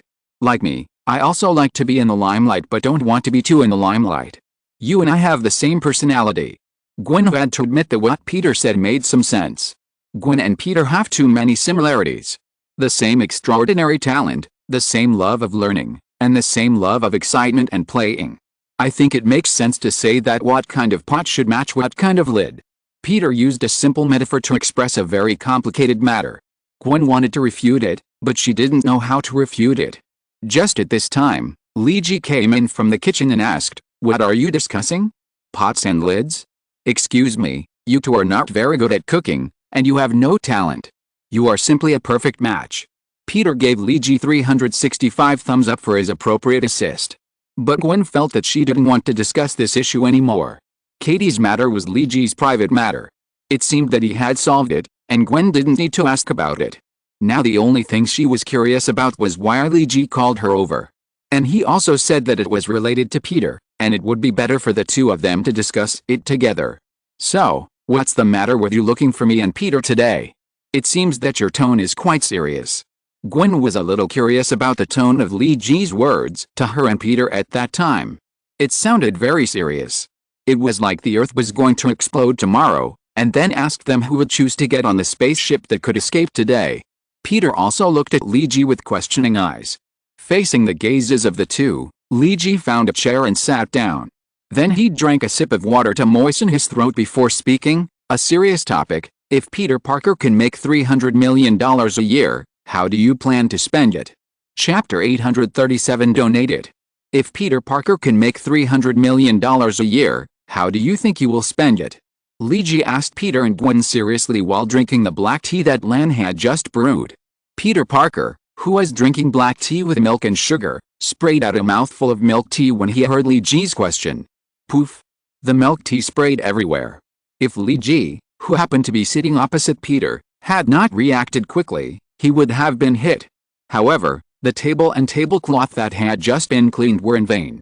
The traces of milk tea were still difficult to wash. Li Ji said with a sigh, "My white oak table and the newly bought printed tablecloth." Peter came back to his senses from his surprise. He looked at the table that was dirty because of his milk tea spray and picked up a tablecloth from the side to wipe it. At the same time, while wiping, he said, "If I can make $300 million a year, let alone a table and a tablecloth, I will directly buy you a big house." Li Ji clicked his tongue twice. "You haven't even got the money yet, and you're already as generous as Tony Stark." Peter laughed twice, thinking Li Ji was joking. "Because this is $300 million, not $300,000, not $3 million. Any ordinary person who usually controls his monthly pocket money within $3,000 would not think this is true. Peter Parker has now become a high-yield person because of the copyright income from Spider-Man and the salary from the Horizon Foundation. This part is not high, because Peter is the leader of the Parker Particle experiment, and such leaders usually live on research funds. But Parker does not use his own research funds. However, Most of the copyright income from Spider-Man was donated by Peter to several non-profit orphanages and church schools in New York City. Another part was given to Frank as the activity fund for the Night Watch organization. The rest was used to pay his own tuition and fees, and to cover the expenses of his own family. After all, Uncle Ben is getting older and older, and the mortgage on the house has not been paid off. So Peter still maintains a relatively simple life most of the time. The copyright of Spider-Man is indeed in operation, but it has not yet been as successful as Iron Man. Although Spider-Man is the best-selling comic, because Spider-Man's style is very pleasing. But in terms of peripheral operations and copyright operations, Iron Man is the best and most profitable. Think about it, a set of movable toys of Spider-Man is finished as long as a different proportion is released. Because they all look exactly the same, who would buy a lot of identical Spider-Man handmade toys to put at home? Of course, except for die-hard fans. In addition to toys, Spider-Man has not yet released movies and games. He is very popular in New York City and is also a culture in the United States. But how many people buy it abroad? It is estimated that there are not many. The copyright value of Spider-Man will double only after Hollywood releases a big movie of Spider-Man. But look at Iron Man. This guy has not only released a real-life statue of Tony Stark, but also a variety of iron armor. From the main model to various miscellaneous soldiers, mass-produced machines, engineering and so on. There are dozens of them in total. And it looks like they are still increasing. Then these mechas are available in different ratios, from 1:12 to 1, 9 to 1, 6 and 1, 4. This is a trap for cutting leaks. No matter how much money you have, it is not enough to fill this pit. Then the materials can be divided into ordinary plastic, alloy die casting, etc. Then there are movable toys, assembly models, static handmade statues, etc. Iron Man peripherals are simply the king of Marvel peripheral operations. Although the popularity is not the highest, Iron Man's ability to make money is the most powerful. Whether it is Tony Stark himself or his comic character, it is true that rich people are rich people. Even the money earned from peripherals is more than that of others combined. This level of crazy money-making is amazing to others. It is not an exaggeration to say that the authorization of an Iron Man can save a toy factory, because there are dozens of different models of armor, and some only need to change the color and repaint to be considered a new model to sell for money. Cheating. So Peter Parker's copyright can now get a few $1 million, but hundreds of millions of dollars? He didn't even dare to think about it. He still thought Lee G was joking with him. But he heard that Marvel was working with Blizzard to make a new game. Maybe his copyright could be exchanged for some money? And Lee G used this to joke with him? Peter thought Lee G was joking, but Gwen didn't think so. Because she could clearly hear a more serious tone in Lee G's tone. And then Lee G was a little non-committal about Peter's words. If I can make $300 million a year, don't even think about a table and a tablecloth. I will just buy you a big house. So Gwen asked Lee G uncertainly, wait, Jason. Are you serious? $300 million? Spider-Man's big movie is about to start filming? And you are going to give Peter all the copyright income? Will Marvel's doing this not affect normal operations? This is the most reasonable possibility Gwen can think of. As for the others, Gwen can't think of it for the time being. She can't think of how Peter can make $300 million a year. If Hollywood's super blockbuster movies are well managed, it is normal to make hundreds of millions of dollars worldwide. It is normal for Marvel to turn over $100 million as a major shareholder. But giving all the profits to Peter? Would that be working for him in vain? So after hearing what Gwen said, Peter immediately realized that this couldn't be the case. Listen, Jason. You can't do this. Marvel is a company, and a serious company needs to make a profit. You only need to pay my share. I won't take more. Peter acted very sincerely and was very friendly. But Lee G laughed dumbly. There was a little deviation between what the couple thought and the real event. Lee G didn't immediately throw out the fact that Peter's Parker particle could make a lot of money. Peter didn't realize this either. Because now, Parker particle is still in the stage of crazy burning money. It has already burned Tony's investment of nearly $100 million. Lee G continued to ask, just treat it as a casual chat? We haven't discussed some very relevant topics for a long time. I just want to ask, how would you spend $300 million? Gwen, you might as well join this idea and discuss it together. Peter laughed when he heard what Lee G said, $300 million a year? Well, If I had 300 million US dollars a year, I would definitely buy a super big, super luxurious house. There should be 30 rooms, one for my experimental equipment, one for my spider suit, and then there must be a room dedicated to collecting Captain Rogers' handmade statues. There is also a room dedicated to playing games. Peter Parker said these irrelevant and childish words. Gwen couldn't help but hold her for it and didn't want to look at him. At this time, Lan also walked into the restaurant, and she gently rested her hand on Luigi's shoulder. Well, normal demand. Luigi thought that Peter's actions and behaviors were normal, but unless you go to Los Angeles to buy a house in Beverly Hills, or build a manor in Long Island. Otherwise, there are very few houses that can make you spend $300 million. A house like yours can usually be bought with $10 or $20 million. You still have more than $200 million. Remember that this is the annual income. Peter thought for a while, oh my god, I have to spend such a large sum of money? It's terrible, how can I spend it all? Even if I buy all the games on Steam, there are still a lot. And those games can keep me playing forever. Gwen couldn't help but patted Peter on the shoulder. Can you only think about playing? Can't you think about other things? Peter thought for a while, then how about buying you all the popular bags and shoes of the season? I think it will cost tens of millions of dollars. Lan couldn't help laughing when he heard Peter say this. In that case, you will find that your big house with 30 rooms will be filled up soon, so you will need to buy a bigger house. Peter responded, in that case, the money will be spent faster. Is this considered stimulating consumption in the US economy? Gwen patted Peter helplessly. Why do I need so many bags and shoes? I'm not a girl who pursues material things too much. And I don't think I need to use your money to buy clothes for myself. To be honest, I will be very happy if you give me 1 or 2 clothes or bags as a gift. But if you give me dozens or 100 pieces, I will just want to stay away from you. Gwen looked at Peter and said, why don't you think about something meaningful? With so much money, only a small part of it needs to be used in your personal life. Even if it's only 10 million US dollars a year, your life is rich enough to make most people envious or even jealous. Peter thought about it seriously and nodded, that makes sense. If I keep a part of it, for example, 10 million or 30 million US dollars for my personal expenses, I think the rest can be donated to do something meaningful. Do some charity. I think this is pretty good. Luigi tilted his head and looked at Peter and asked, are you sure? Peter smiled brightly, I'm sure. Chapter 838 Do you really have 300 million? Spider-Man Peter Parker said nonchalantly that if he had so much money, he would donate most of it to charity.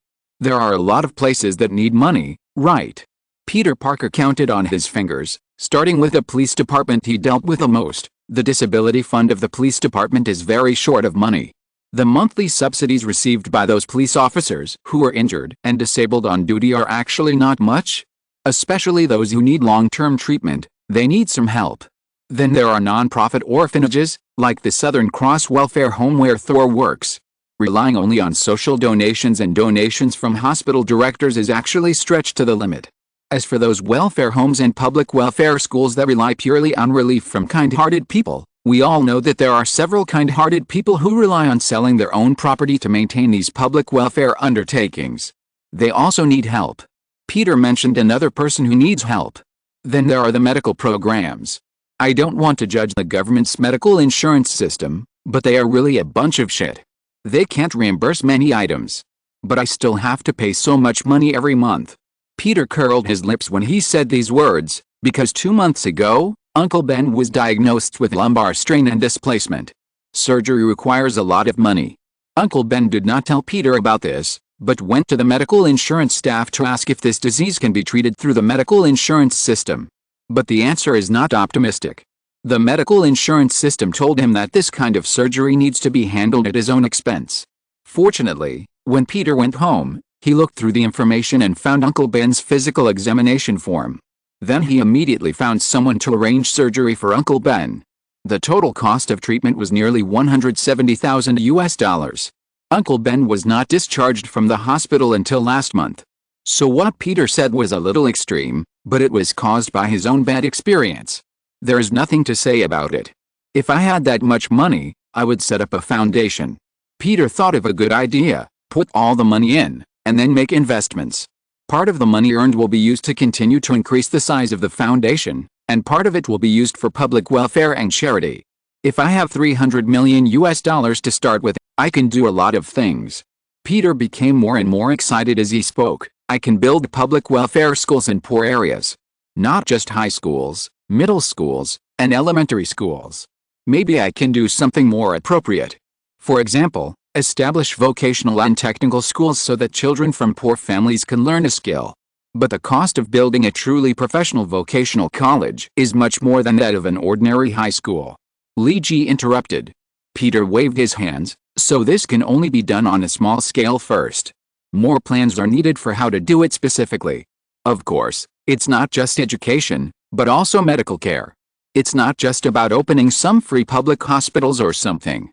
If I have such a large sum of money every year, I think I can learn from Tony Stark. I can support some meaningful forward-looking research. The research supported by the Horizon Foundation is too grand, and Tony Stark doesn't like those things that seem a bit childish. Peter waved his hands. But there are many pediatric things that are actually very useful. Those things that cannot change the world, but can bring convenience to our lives. For example, Band-Aids. I think the invention of Band-Aids is no less significant than new fracture treatment surgery. It seems simple to use Band-Aids and alcohol cotton to disinfect various small wounds, but it reduces the risk of tetanus by 80% worldwide. I have so much money, I can do many things. Maybe I can't change the world, but I can change the plight of some people's lives. I'm a little excited when I think about it. Peter suddenly realized that everything he had just said was based on his having so much money. Now that he has come to his senses, he doesn't seem to have so much money. Everything can only be thought about. Gwen sat in a chair and looked at Peter Parker quietly. Maybe this is what makes Peter charming. Although he is a little childish and his emotional intelligence is not very high. But he always considers others. He has a bit of a second-year disease, but he always has a sense of justice. This sense of justice is not something that some people talk about all day long, but something that actually exists in Spider-Man's bones. It is something that goes deep into the bone marrow and becomes a belief in the soul. So when Gwen said that some of the money should be used for charity, Peter could think of so many things immediately. This was not Peter trying to please Gwen, but an idea that came from his bones. Why do these things? No reason. Do you need a reason? No. Lan stood behind Li Ji and put her arms around Li Ji's neck, while resting her chin on Li Ji's shoulder. She looked at Peter with a smile. You were really charming just now. Hearing Lan's praise, Peter Parker scratched his head shyly. Haha, really? I just said some ideas, some of them were taken for granted. Li Ji said to Peter, do you really think so? Peter nodded, yes, man. Do you remember the video you shot for me that year? The one that helped me get out of the predicament and the quagmire of public opinion. I know that it was for publicity needs, but I think the idea is right. I am for everyone, everyone is for me. Since I can do it, why don't I do it? That's $300 million. Li Ji reminded. Peter shrugged, don't I still have $10 or $20 million left? It's enough for me to buy a luxury apartment in Midtown Manhattan, New York, without having to pay installments. You know, Blade spent all his savings to buy a house here and marry Jennifer. And there are still millions of dollars in mortgage to pay off. Did you know? The last time I saw him, in order to pay off the mortgage, he even gave up playing with antique cars, which is his biggest interest besides killing vampires. He almost asked me, Spider-Man, to borrow money. I'm much luckier than him, am I? Peter really thought he was pretty good. At the end, he shamelessly added, of course, it would be even better if Gwen is willing to live together. Gwen, who was originally immersed in Peter's extraordinary charm and temperament, instantly changed to her good expression. She looked at Peter with some disgust. Wait until you have $300 million first. Li Ji raised his eyebrows. So Gwen, you mean to say that if Peter has $300 million and really buys a luxury apartment in Midtown, do you mind living with him? Gwen's spider sense suddenly gave an early warning. She had a bad feeling, as if she had fallen into a trap. Gwen looked at Li Ji suspiciously and asked, wait, what do you mean by that? Li Ji patted Lan's hand around his neck, smiled at Gwen and Peter, and said in a gentle and affirmative tone, my meaning is very simple and clear. From today, the end of January, to the end of December, Peter Parker conservatively estimates that he will indeed have an income of $200 to $300 million. And here is a registered check of $1,500. Pay Mr. Peter Parker. Li Ji smiled and took out a thin check from his arms and handed it to Peter Parker, who was completely dumbfounded. Gwen and Peter looked at Li Ji, and then looked at the number on the check. The two of them counted it together several times. Wait, Gwen, my math is not good, can you count if I counted the decimal point wrong? Peter handed the check to Gwen tremblingly. After Gwen took the check and looked at the string of zeros after the 15 at the beginning of the check, she felt dizzy. She could only say to Li Ji, "Are you sure today is not April Fool's Day?" Li Ji smiled and nodded. Chapter 839. Can I regret it? A huge check of $15 million, and the payee is Peter Parker. To be honest, Spider-Man has never seen so much money in his life. He never thought that he would have such a huge fortune. Every time he studies the Parker particle in the Horizon Foundation, the cost of the experiment is hundreds of millions of dollars. In a month, Tony may easily burn tens of millions of dollars of funds. But that kind of expenditure is not something that can be experienced firsthand. Most of the time, Peter would make a list of the materials needed, and then Peter would arrange for someone to buy them. Peter knew that some things were very expensive, but because the money was not taken out of his own pocket, he did not have a personal experience. But when he really got the check of $15 million, his hands couldn't help shaking. Because what Li Ji just said was very clear. This is not some kind of experimental funds or funds for public use. It is wealth given to Peter Parker for personal use, and it belongs to Peter for full use. What can $15 million do? You can buy all the games on Steam, without discounts. Then buy all the game consoles of Sony and Microsoft, including the motion sensing kits and games. Then buy a big apartment and decorate a special game room.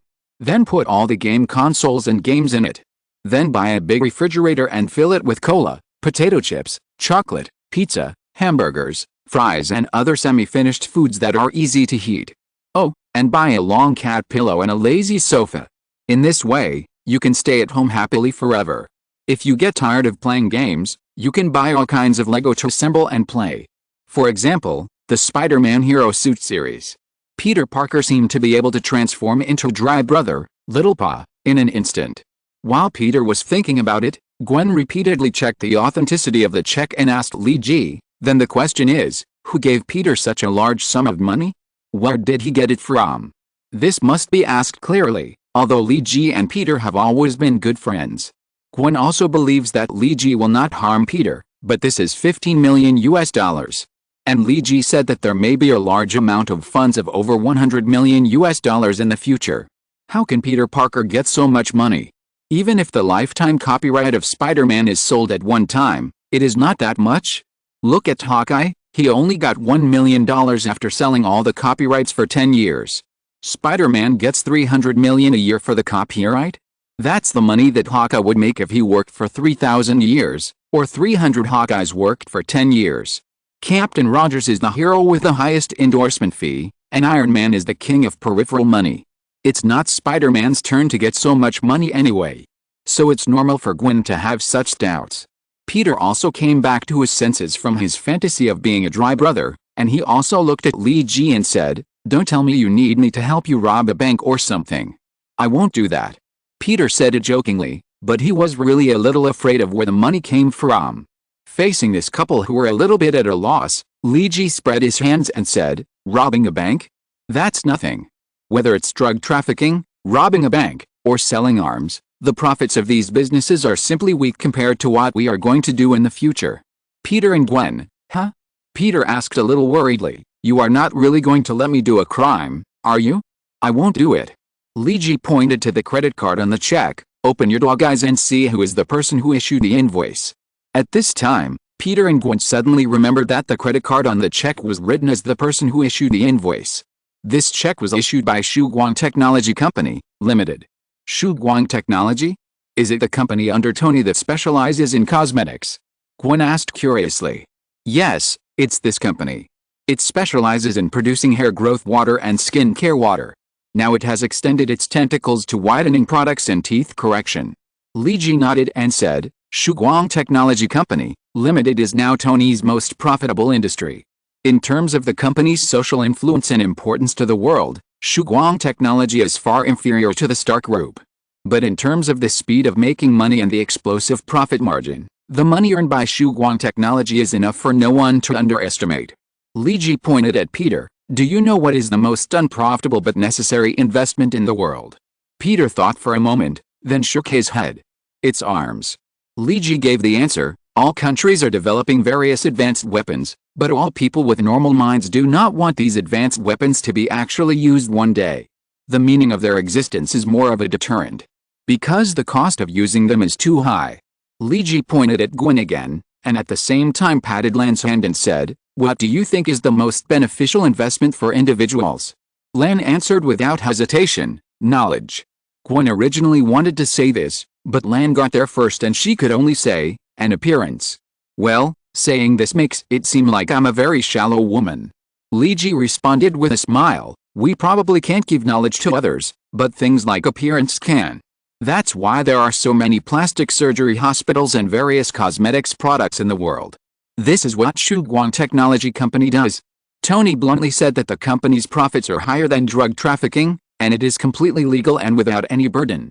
I think Gwen, you are also using Shugguang Technology's products, right? Skin lotion and the like. Li Ji was right. In fact, Gwen and Lan were both users of Shugguang Technology's products. And they gave 32 thumbs up to the products produced by Shugguang Technology, which were much better than the various beauty products produced by other companies, and were not at the same level at all. At this time, Peter interrupted and said, but what does this have to do with me? I don't study cosmetics. Why should Tony give me so much money? In fact, he really didn't intend to give you so much money. Li Ji shrugged and said, because he is planning and designing a new project, and this project is related to mutants. His research will use the Parker particles you are working on. He really didn't intend to pay it first. Because you don't know anyway. Li Ji's words made Gwen curse in a low voice, but Li Ji didn't hear what she was cursing. But I have a good relationship with mutants. So I know some things. Li Ji pointed outside the door. The female mutant president Katie had just left not long ago. When I knew about this, I went to Tony to argue. In the end, I helped you get a more appropriate patent fee. And this is part of the patent fee. The rest will be given to you after the product is launched on a large scale. Li Ji couldn't help laughing when he said this. But I think you have already thought of how to use the money, right? Do I need you to find a suitable fund manager to operate this charity fund? Peter opened his mouth. He wanted to say, can the amount be a little less? But how can he take back what he just said? Especially with the admiring look Gwen just gave him. Li Ji explained the origin of the money clearly. Peter and Gwen understood the whole story. Only Gwen asked curiously, does this mean that Shugguang Technology is going to launch a new product? Li Ji touched his chin. It may not be issued by Shugguang Technology, but it is indeed related to Shugguang. This matter is currently top secret, so you'd better not tell anyone. It's a trade secret.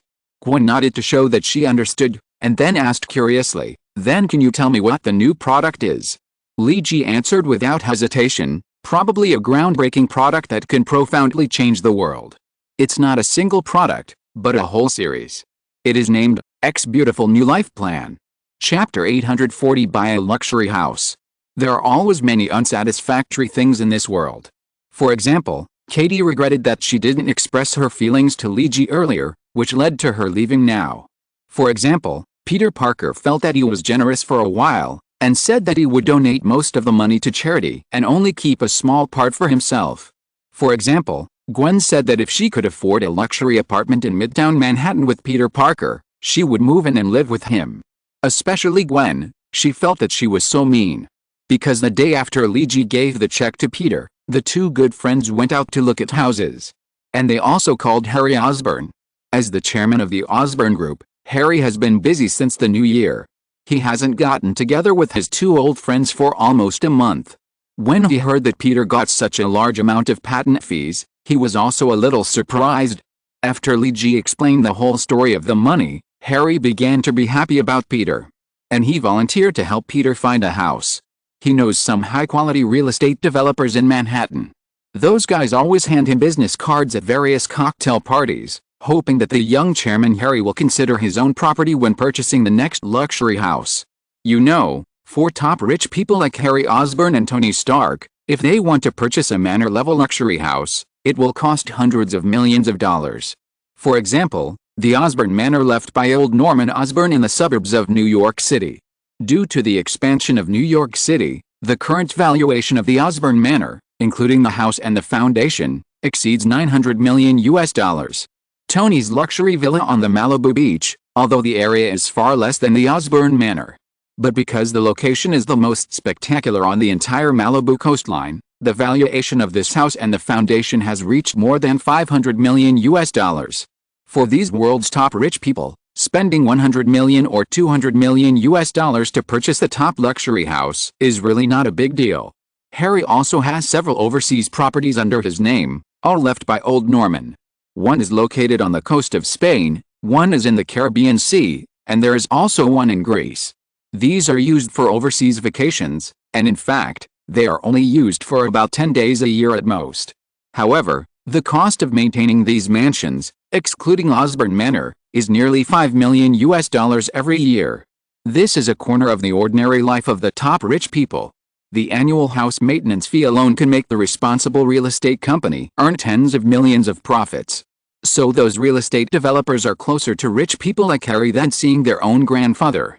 Who knows that one day Harry is tired of living in the old-fashioned Osborne Manor and wants to renovate it, or directly purchase a new and younger manor mansion.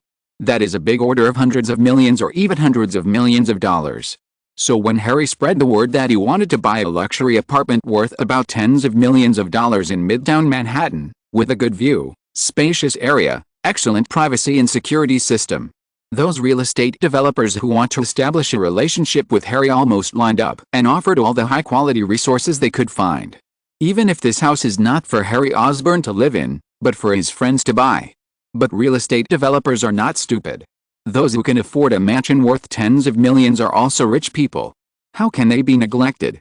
More importantly, they can gain a good impression in front of Harry. For these guys with old faces smiling brighter than chrysanthemums, Luigi can only sigh. Money really allows you to do whatever you want. For example, the apartment that the three of them are looking at now is located in the lower part of Manhattan near the Midtown area. It is a 48-story building. The apartment is located on the top floor of the building, with an area of about 350 square meters, 7 rooms, 3 spacious bathrooms, and a dining room, and a large living room that can accommodate 20 people at the same time.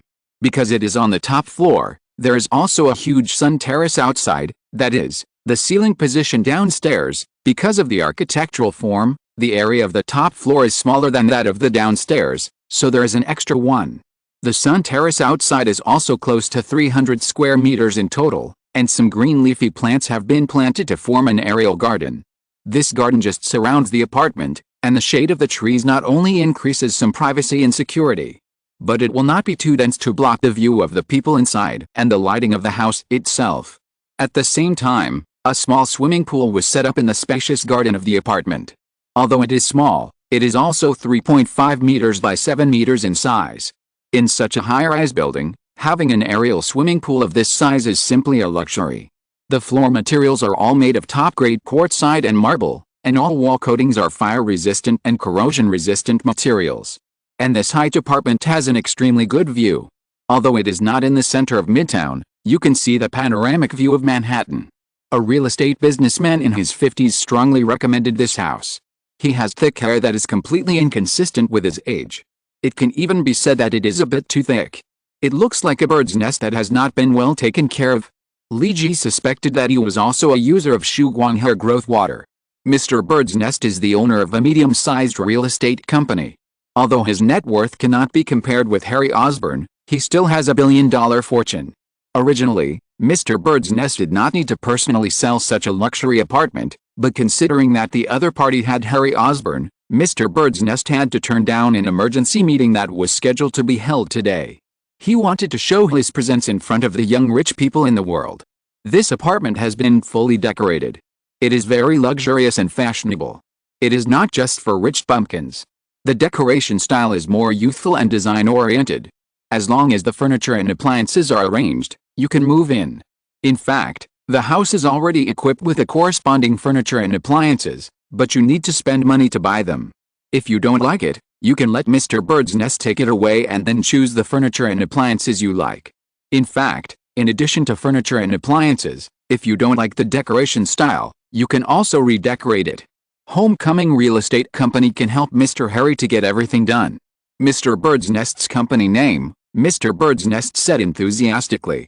Luigi looked at the apartment and couldn't help but exclaimed, "Wow, it's so beautiful." He was a little impressed by the full-size glass exterior wall of the apartment's living room. The scenery here looks so beautiful. Peter stepped cautiously on the quartz stone floor tiles that looked very luxurious. He still couldn't believe it. Is this the house he wants to buy? Wait, is it true? So luxurious? Parker has been used to the two-story wooden house where he has lived with Uncle Ben and Aunt May for more than 10 years. Everything here is beyond his expectations. Do I really want to buy a house here? Peter asked in disbelief, standing on the 48th floor viewing balcony looking at the New York City outside. Why not? Harry didn't quite understand why Peter was uneasy. I mean, I have a feeling of unreality. It seems that everything is fake. I was still living in my uncle's small wooden house yesterday, and today I entered a luxurious castle. Peter gestured with his hands for a long time but couldn't express what he wanted to express. Luigi came over and patted Peter on the shoulder. You think too much? Your little money may not be able to buy this apartment. A little money? Even if I don't take the subsequent money, I already have $15 million in my bank account today. Is this called a little money? Peter looked at Luigi in disbelief. 15 million is almost an astronomical figure for Peter. Luigi asked Mr. Bird's Nest, who was not far away, "Sir, how much is this house for?" 14 million, excluding property tax and purchase tax. Bird's Nest's offer almost made Peter lose his balance. Harry looked back at Mr. Bird's Nest and said, "When I asked about the price, I said that the total price of all the house procedures should be within 15 million. Mr. Bird's Nest smiled. "Of course, what I just said is just the external offer. The price for Mr. Osborne's friends is naturally different. I will complete all the procedures within 13.5 million. And all the furniture and appliances can be given away. This price is almost no money for Mr. Bird's Nest. It is purely a waste of money. But is it worth it to use a profit of $1 or $2 million to improve Harry's favor? At least Mr. Bird's Nest thinks it is worth it. I still think it's too unreal. Am I living in such an expensive house now? Why should I live here?" Peter inexplicably felt a little uneasy. Luigi found it a little funny and asked back, "Why can't you live here? This is your wealth created with your own wisdom, so you just enjoy the life you can enjoy." I just. Peter started a few times but didn't know how to express it later. You just feel that life is changing too fast, or the trajectory of life has changed too much, which makes you feel uneasy. It's like a cat moving to a new nest and lacking a sense of security, right? You want to say, if you live in this house, you will no longer be Spider-Man. Luigi said the three words Spider-Man in a low voice. Peter looked at Luigi and Harry and nodded in silence. Harry shook his head and said to Mr. Bird's Nest not far away, "Can you give us some private space? If I decide, I will contact you directly." Mr. Bird's Nest of course had no objection to Harry's words. It is really rare for real estate developers to leave their own properties directly and leave guests to view the house at will. Harry waited for Mr. Bird's Nest to leave before he said to Harry, "Are you stupid? What does being rich have to do with you being Spider-Man? Tony and I are much richer than you, and we are doing similar things." Peter scratched his head. It seemed to be true. But what else is different? He couldn't tell. Don't you think heroes should live in poverty? Luigi hit the nail on the head. It's like what happens in many stories. Heroes who uphold justice and protect everyone are always good people but don't get good rewards. Either they are separated from their wives and children because of their heroic deeds, or they become poor because of their heroic deeds. Don't you think so too? Peter nodded a little embarrassedly. He did think so. He felt that if he lived in such a big house, he would be out of the down-to-earth feeling of Spider-Man and a good neighbor in New York City. Luigi shook his head at Peter. "Stop it. This idea is stupid. Remember why I founded Marvel Comics. It's not just to make money. We use real heroes to publish comics to earn money, and then give a portion of it back to these heroes. So that their heroic behavior is no longer just giving without reward. I once said that most of the tragedies in this world come from indifference, and indifference comes from giving without reward. People who do good things should live better than ordinary people.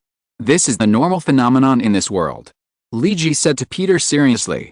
"The media always likes to report that the poor help the poor and the weak help the weak. Although this is very eye-catching and can sublimate human nature and enhance the moral perception and nobility.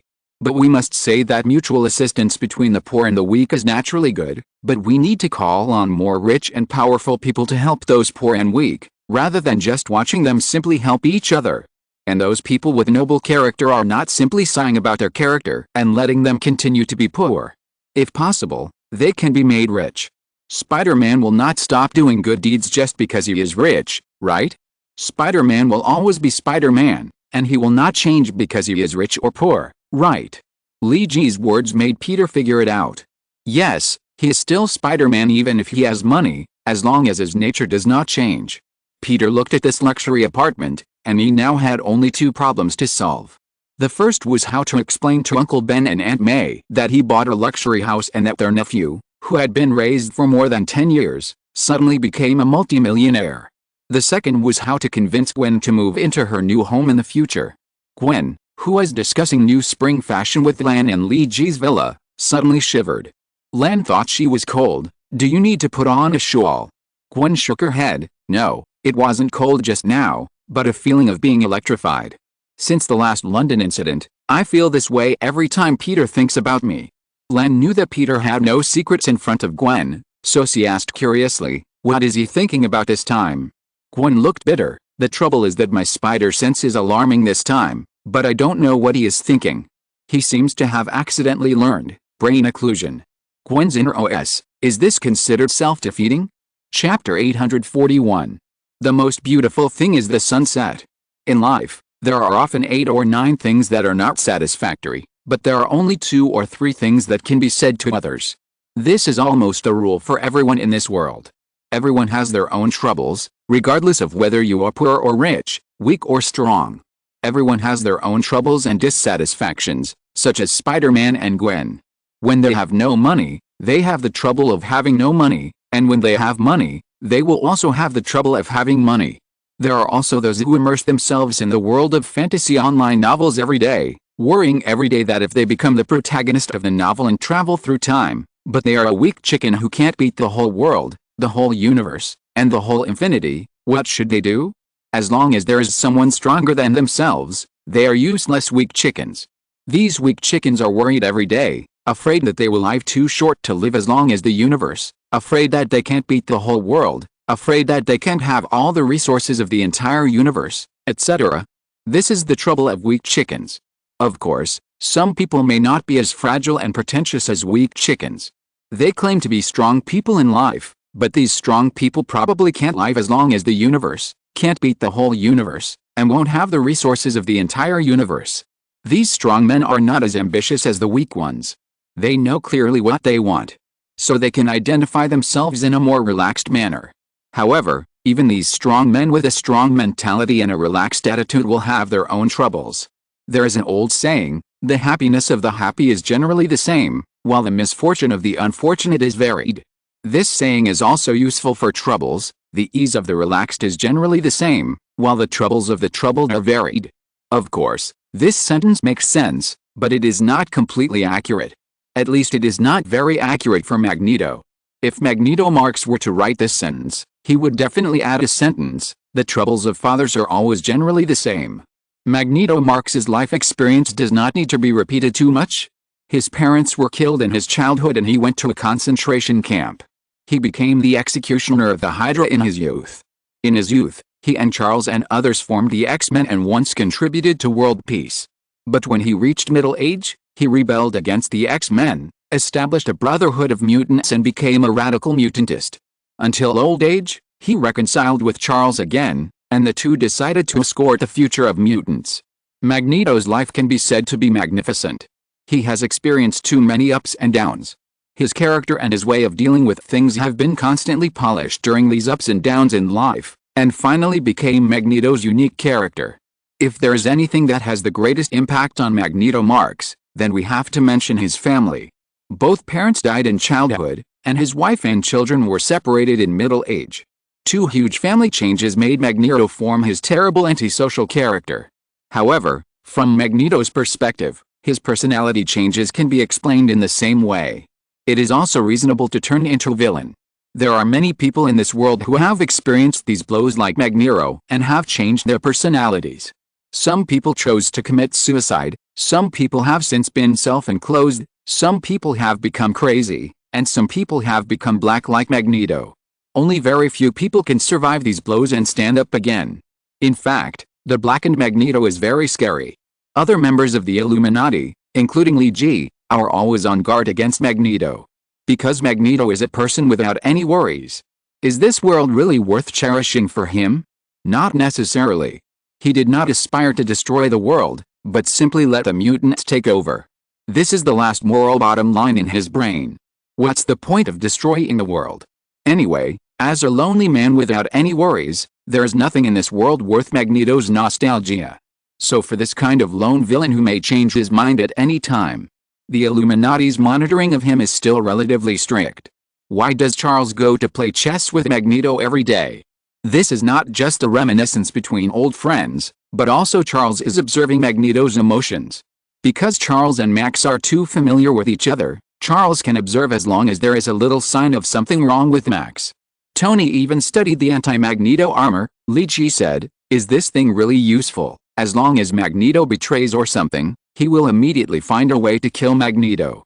How to make the bigwigs in the Illuminati let down their guard against Magneto. The most important thing is to make Magneto like a normal person. The Illuminati had an internal discussion about this a few months ago. What kind of women does Magneto like? This was the question Li Ji asked at the Illuminati internal meeting. Charles was a little unprepared for Li Ji's question. What?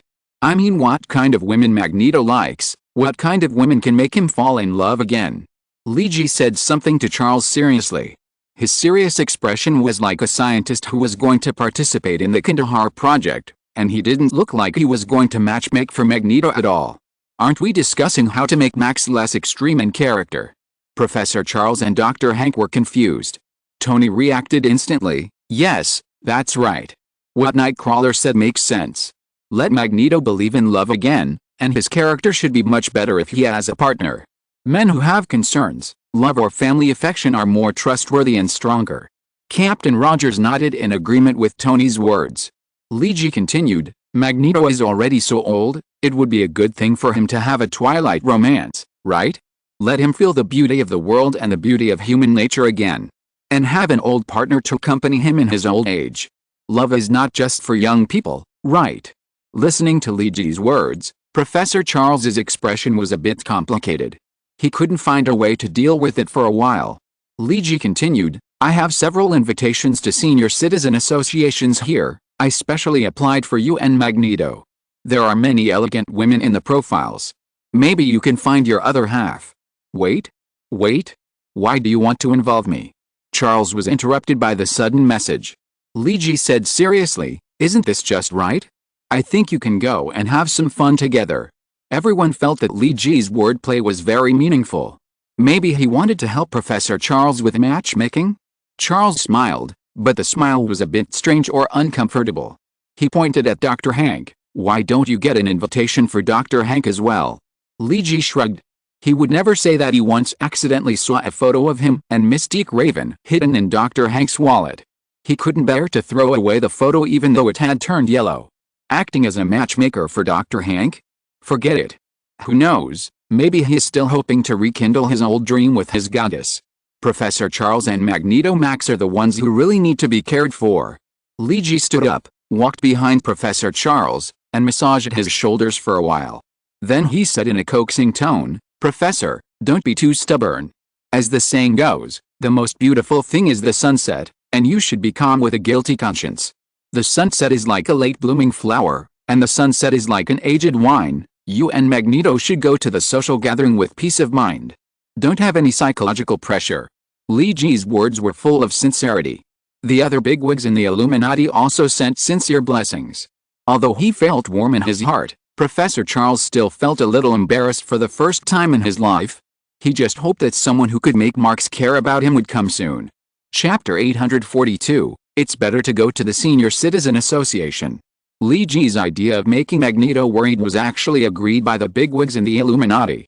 Because only when Magneto has something that he can't let go of, he is really trustworthy. Do you really dare to trust a person who is not afraid of anything and doesn't care about anything? Just because of his character? Of course, Lee Ji and others do not comment on Magneto's character. Everyone says that Captain Rogers is a model of morality and a role model for heroes. Although he is not a powerful hero, Lee Ji has even secretly used Captain Rogers' combat effectiveness as a benchmark to measure other opponents. But Lee Ji never doubts Captain Rogers' inner firmness and belief. This is not just because simply saying, Captain Rogers is a great and perfect noble person, can only be used as a rhetoric to incite ignorant people and brain-dead fans. Pragmatists such as Lee Ji and Tony value Captain Rogers not only for his illusory morality, although they never deny that Captain Rogers is much nobler than them. Those who are familiar with Captain Rogers, both inside and outside the Illuminati, understand where his morality and persistence come from. It's not just a simple sense of justice. Anyone who regards Captain Rogers as a simple person who became a superhero and a moral role model because of his overflowing sense of justice can only say that they don't understand Captain Rogers at all. In fact, Captain Rogers has too many external factors to make him the Captain America of today and a representative of heroes. Even if other leaders around the world don't like some of the hegemony of the United States, they must admit that Captain Rogers is the most suitable person to lead the international organization, SWORD. Did Captain Rogers become a hero simply because of his overflowing sense of justice? Not really. Just like he still occasionally paints and creates, whether it's oil paintings, sketches or watercolor sketches, he prefers art to fighting. He can play the piano, the violin, and dance many different styles and schools of dance. In his heart, Rogers is actually a poet and a more self-centered person. Just like what Bucky Barnes said, Rogers should go to the Fine Arts Department of New York University and become a real painter. This is the path Steve Rogers should take. Until that day, Pearl Harbor was attacked, and the American news media rushed to report and made public the images of the attack on Pearl Harbor. The warship capsized, the flames were blazing, and there were countless Navy cries for help, and those soldiers who were burned to death. These images deeply stimulated Steve Rogers. He initially asked to join the army not for a sense of justice, but out of a most basic idea. He wanted to take revenge on the Axis powers. Yes, revenge. It has nothing to do with justice, just naked hatred. Of course, Rogers is a good person in essence, and this has not changed. It's just that he experienced a lot during his days in the army, including the encounter with his intelligence officer Peggy Carter, and those comrades who gave their lives to Rogers. There are no born heroes. Never. There have never been, and there will never be. No one is born to change the world. Changing the world is just a byproduct of some ordinary people transforming towards heroes. Everyone thinks that these people have changed the world and made the world develop in a direction that most people think is good, so they are given the title of heroes. But in fact, what heroes really face is always themselves. Don't ask for perfection, just ask for a clear conscience. Rogers has experienced a lot. During the war years, he gained comrades because of the war, but also lost comrades because of the war. He gained love, but also lost love. Every year, Rogers would take time to go to the public fund outside Washington, where most of his comrades were buried. Some people died in the peaceful era after the war, but more people died on the battlefield of that year. Some people couldn't even find their bodies, so they could only bury the military uniforms they wore when they were alive. Those white crosses always reminded Rogers that he still had a lot of things to do and a lot of dreams to achieve in this world. Not only his own, but also those companions who were buried here. Those companions who were born in the 1920s and died in the 1940s. Their lives had just begun their brightest moments, but the fire of life had just begun to burn and suddenly extinguished. There was also the silver cross pendant that Peggy Carter gave him before her death, which Rogers had always worn around his neck. The cold cross always reminded Rogers that the road ahead was difficult, but fortunately the road was not lonely. No matter what era, there are always like-minded people moving forward together.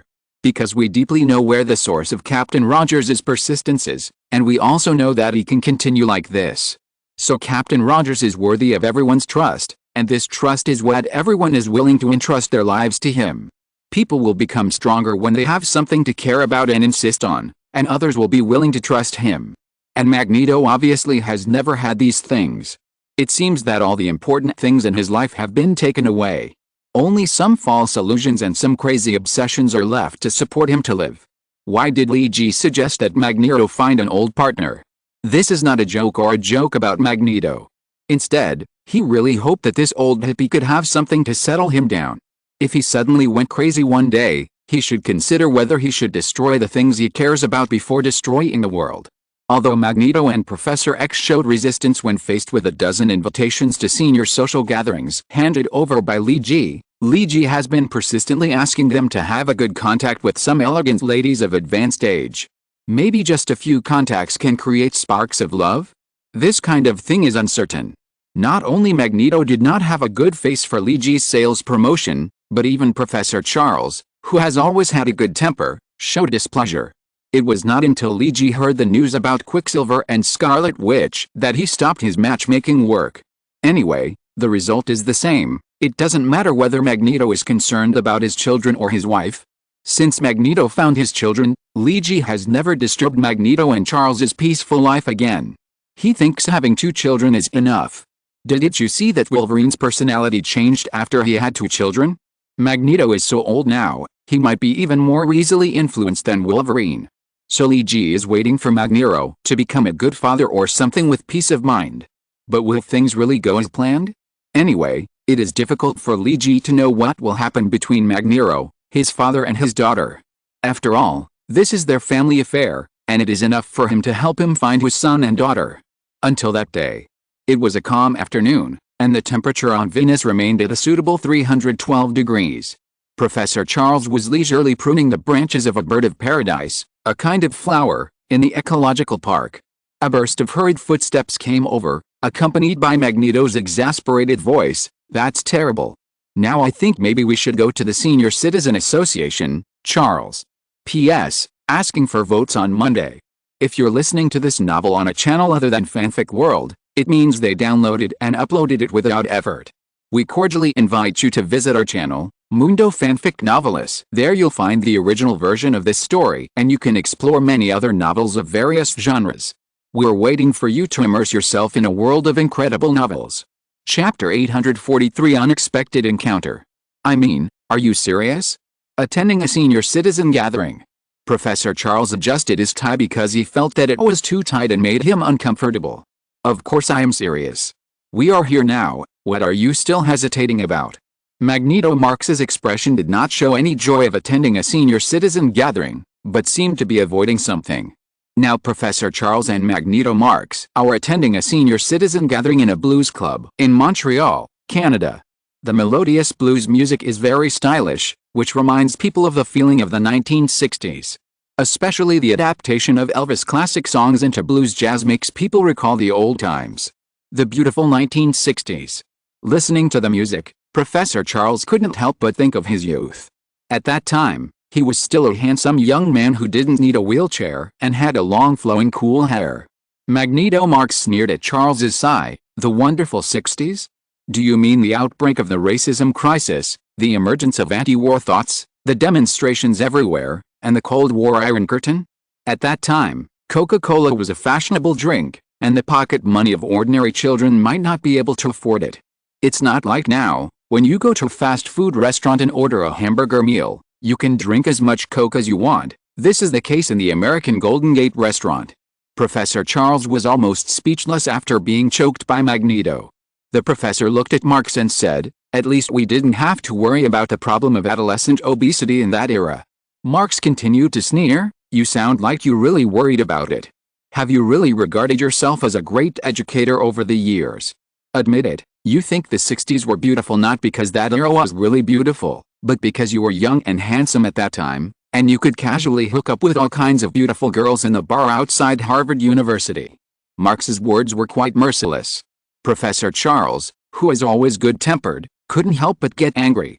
He really wanted to brainstorm with Max and turn the guy on the other side into an idiot.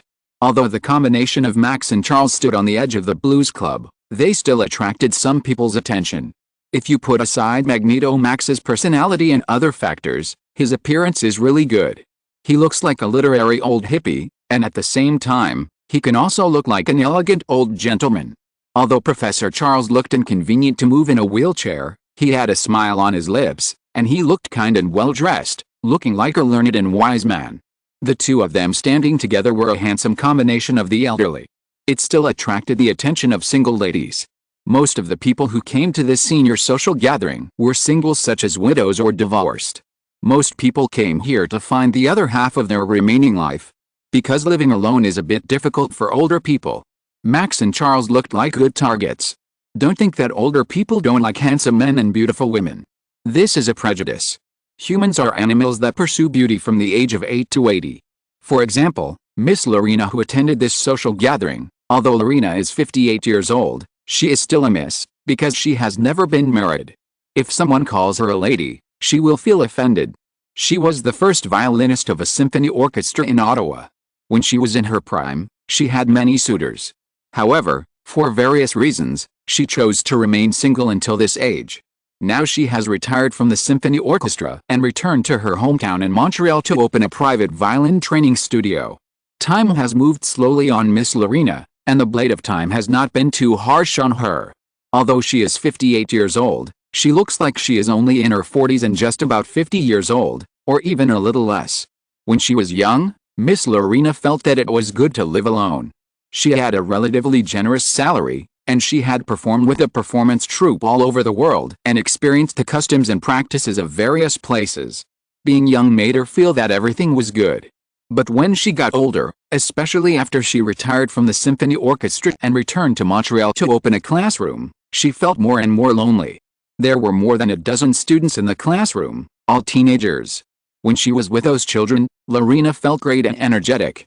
But when there was no class in the classroom and she was alone at home facing the empty house, she felt a deep sense of loneliness. It was precisely because of this deep sense of loneliness that prompted her to participate in the Senior Citizen Association. Originally, she was very disdainful of such associations. Just treated as making two friends, Miss Lorena thought. But when she got here, she was quite disappointed, because the people who came to this association didn't seem to be able to catch her eye. Well, without any discrimination, Miss Lorena didn't think she could talk with the old farmers about the farm's annual harvest and which brand of combine harvester was good and cheap. She couldn't discuss with others how to prevent the cat at home from biting the wires, let alone discuss topics about children. Although there are many old bachelors around her who want to chat with her because of her outstanding appearance and elegant temperament. But coming to this social gathering is a wrong decision that Lorena feels she made. Professor Charles also thinks this decision is wrong.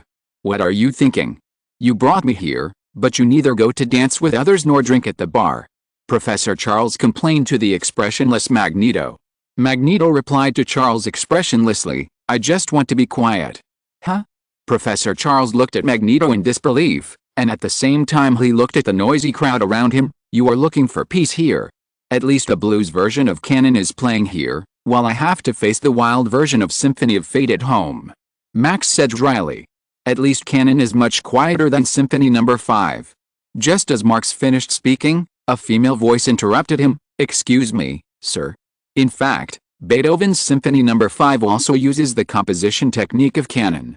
Canon refers to a technique, not just a certain song. Charles and Marx both turned their heads to look in the direction where the voice came from. Miss Lorena was holding a glass of Dutch water, a kind of soda, and correcting Marx's mistake. Chapter 844 How can you blame me for this? Exclamation mark. Puff. Along with this refreshing spitting sound, there were small water droplets flying all over the sky. The fine small water droplets formed a mist-like state. If the light shone at the right angle, a rainbow could be seen.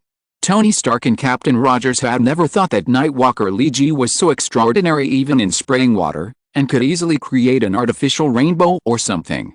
But the two were not surprised and applauded by the Nightwalker's ability at all, because they happened to be sitting directly opposite Lee G. According to physical inertia, the flying water droplets will eventually stop or fall when they hit an obstacle or lose kinetic energy. With Tony Stark's superb knowledge of physics, he could instantly think that most of these water droplets would hit an obstacle before losing kinetic energy and stop moving forward, and would cover the obstacle. And when there were not many obstacles on their way forward, he counted as one and Captain Rogers as another. Tony didn't want to stop the progress of these water droplets at all, because they had just been sprayed out of the Nightwalker's mouth. From a biological point of view, these water droplets already carry the DNA of the Nightwalker, because the saliva and water are fully mixed.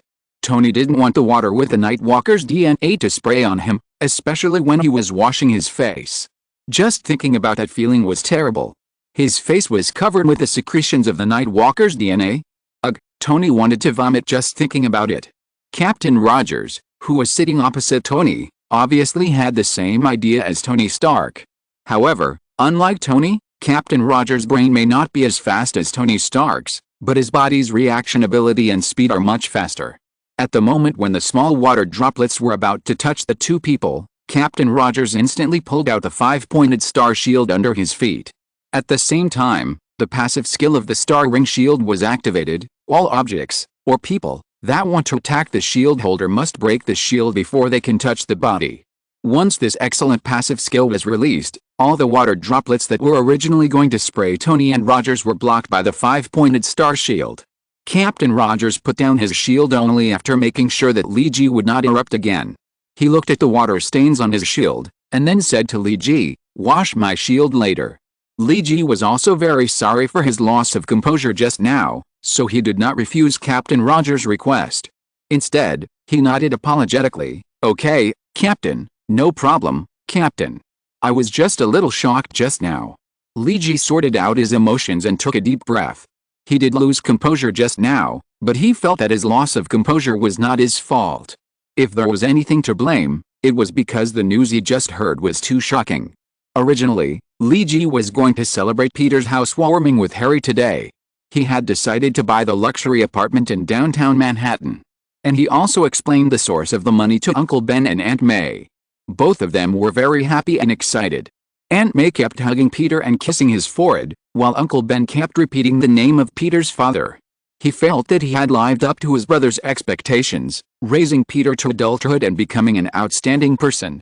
As for Peter's new mansion, Peter urged Uncle Ben and Aunt May to move in, but Uncle Ben looked at Gwen not far away and shook his head with a smile. He said that he and Aunt May preferred the old community where they lived before, where they had lived for almost 30 years and were already familiar with those neighbors. Compared to this beautiful big house, the two preferred to have barbecue parties with old friends and neighbors in the community park on weekends. Peter's move to a new home was a happy thing. Li Ji and Lan attended together and prepared gifts. Harry also took Mary Jane to the housewarming party and announced that the two had set a wedding date. In fact, they were engaged last year, but getting married is a very tedious matter, and there are many things to deal with. And Harry's personality is different from Tony. Tony and Pepper are both practical action-oriented. They will do whatever they think of course, they have also considered the thinking before and after very clearly. Harry and Mary are still relatively young, and they cannot compare with Tony Stark, who is already an experienced man and has seen everything. They regard this wedding as very important and will spend a lot of time on it. They don't want to delegate some things to others, but they will handle them themselves, including choosing the wedding venue and flowers, as well as the gifts distributed at the wedding. These seemingly simple things are actually very tedious and extremely time-consuming. This is not a problem that can be solved with money. The key is to make it in line with the wishes of both parties. So after dealing with various troublesome things, the wedding date of the two was finally set in June of this year. The venue is a private cruise ship off the coast of Greece. In fact, the reason why they have to wait until June is that they need to wait for the delivery of the cruise ship. Harry personally bought a 75,000-ton luxury cruise ship, which can accommodate more than 800 guests and more than 400 crew members. There are various entertainment facilities on the ship, including cinemas, theaters, casinos, indoor golf courses, various fitness venues, etc. The ship originally belonged to another shipping company, but the shipping company was unable to pay the balance due to bad debts. Harry bought a boat at a relatively cheap price. The boat will first be used as a wedding venue for Harry and Mary, and will probably be transferred to the dock subsidiary of the Osborne Group as a top luxury cruise ship. In this way, Harry's purchase of the boat is not particularly wasteful, although some of the renovations will definitely be used only once at the wedding. After use, it will be dismantled. But even so, Harry's wedding will probably cost tens of millions of dollars. Of course, compared to Tony's purchase of an island and the renovation cost of several $100 million, Harry is already very frugal. After all, having money means you can do whatever you want. Compared with Harry's wedding, Peter's purchase of a luxury apartment worth tens of millions of dollars is not so conspicuous. Just when Li Ji and others were congratulating Harry and Mary on their upcoming wedding, he received a message from other bigwigs in the Venus Illuminati: "Go to Venus quickly, urgent." So Li Ji could only leave in a hurry when he was halfway through dinner. He didn't know what else the other bigwigs of the Illuminati could do to inform him in an urgent message. Could it be that alien life has been discovered? Is the Earth preparing to go to war with aliens? Li Ji thought so, and asked the same question after arriving on Venus. However, the news that Dr. Hank told Li Ji was more terrifying than the aliens attacking the Earth. Magneto Max and Professor X Charles went to the Senior Citizen Association together, and fell in love with the same elegant lady at the same time? Puff. This is why Li Ji sprayed water mist all over the sky. Now Tony, Rogers and Dr. Hank, not Thor, because Thor can't help it all in this matter, he will only make things worse, are all looking at Li Ji, and Dr. Hank looked at Li Ji seriously and said, "If this incident causes a contradiction or even a conflict between the two, then you have an unshakable responsibility for this matter." Li Ji felt that he was more wrong than Dowie. "Isn't this a case of sitting at home and the pot coming from the sky? What does this have to do with me?" Li Ji felt very wronged. But Dr. Hank and others didn't think so. Dr. Hank pushed his black-framed glasses and said, "Because you got the invitation letter for the Senior Citizen Association and gave it to Charles and Max." "Huh? Blame me? We clearly made a decision together, but now that something has gone wrong you are putting the blame on me. Who did you learn these bad habits from?" Li Ji was filled with grief and indignation. Chapter 845 Hate and More Hate. I just have one small question now. Li Ji faced the gazes of other bigwigs in the Illuminati, and he said under pressure, "I know it was me who proposed to find a companion for Magneto.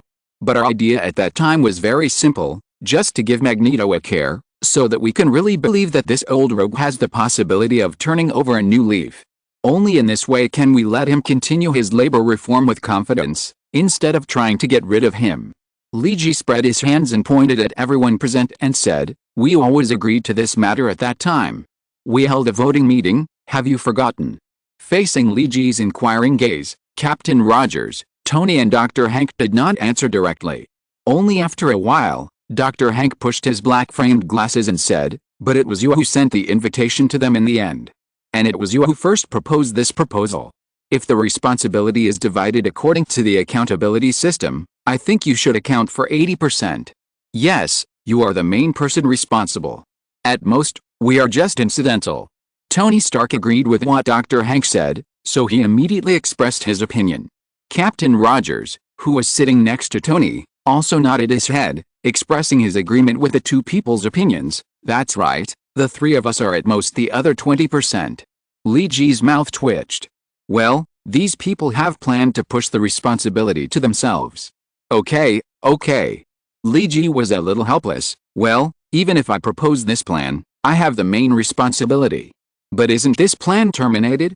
Since we know that Magneto's two children are still alive, haven't we focused on Quicksilver and Scarlet Witch?" Li Ji was right. This plan changed from the initial, finding a partner for Magneto, to making Magneto a good father. With a child, let Magneto Max become a super dad. Why bother to find him a partner? It's a thankless task, and it might even offend the professor. Li Ji, huh? Why do I think it will offend the professor? And since it's all planned to make Magneto a super dad, why does Magneto still go to the Senior Citizen Association? I remember that he was very resistant at that time. Doesn't Max hate Senior Citizen Associations? Li Ji asked his inner doubts. Dr. Hank curled his lips. This kind of thing depends on it. Li Ji, Tony, Rogers, huh? The three of them were all black and asked with a good face. Dr. Hank could only explain, it's very simple and easy to understand. You hate cats and dogs at the same time. But when you have to choose one of the two to live together, you will always choose the one you hate less. Dr. Hank pushed his black-framed glasses. So it's not that Magneto likes Senior Citizen Associations so much, it's just that he hates his two children more. Li Ji's tone expressed his emotions very well. He was a little confused. Wait a minute. I'm a little confused, Doctor. Stop your brain with an IQ of 248 for a moment. Let's sort it out first. The reason why Magneto and Hydra had such a big conflict was not only because of Hydra's old grudges, but also because of the information we revealed to him at that time that his child might be in the hands of Hydra. Dr. Hank nodded. And in the incident of the attack on Hong Kong, Magneto was so angry because Quicksilver and Scarlet Witch were used as weapons. Dr. Hank nodded again. Then, we went to destroy Hydra. Magneto put in so much effort because of Quicksilver and Scarlet Witch. Dr. Hank nodded again. So, what you just said means that such an old father who is willing to go through fire and water for his children now hates his two children more than the Senior Citizen Association he hates? Luigi asked in disbelief. Dr. Hank nodded and pushed his black-framed glasses. Yes, you can understand it this way. There are many things in this world that are like this. It's painful when you can't get it, and it's boring when you get it. It's infinitely good when you look at it from a distance, but it's terrible when you look at it up close. The relationship between people is sometimes like this. I think you probably have such friends or relatives. They miss each other after not seeing each other for a long time, but if they really stay together for 3 days, they will hate each other. What Dr. Hank said is still reasonable. At least Li Ji and the other two still agreed. So Dr. Hank continued, and the relationship between Max and his children is like this. He misses them when he can't see them, but he is upset when he sees them. Don't expect Max to be a person who is patient to cultivate a relationship with children. He doesn't even like to raise small animals, let alone children. This seemed to be beyond Li Ji's expectations, so he could only scratch the back of his head and asked in an uncertain tone, so what's going on? Dr. Hank sighed and spoke carefully. That happened when Scarlet and Quicksilver were just found. Charles, can you help them recover their memories? Magneto Marx asked Professor Charles. The they in Marx's mouth naturally refers to his own children. Professor Charles looked at Scarlet Witch and Quicksilver who are still in a coma. They don't have any memories to recover. They were taken away by Hydra when they were very young. So all the memories of Hydra are real to them. The only problem is that Hydra has transformed them into killing weapons after training them for so many years. Let's stop using the drugs they use, the drugs that Hydra uses to suppress their free thinking. Then I will let Hank make some antidotes to make the sealed part of their cerebral cortex more active, so that they can become free thinkers again, instead of simple killing machines. Professor Charles used his own brain waves to check the brain waves of Scarlet and Quicksilver, and then said this.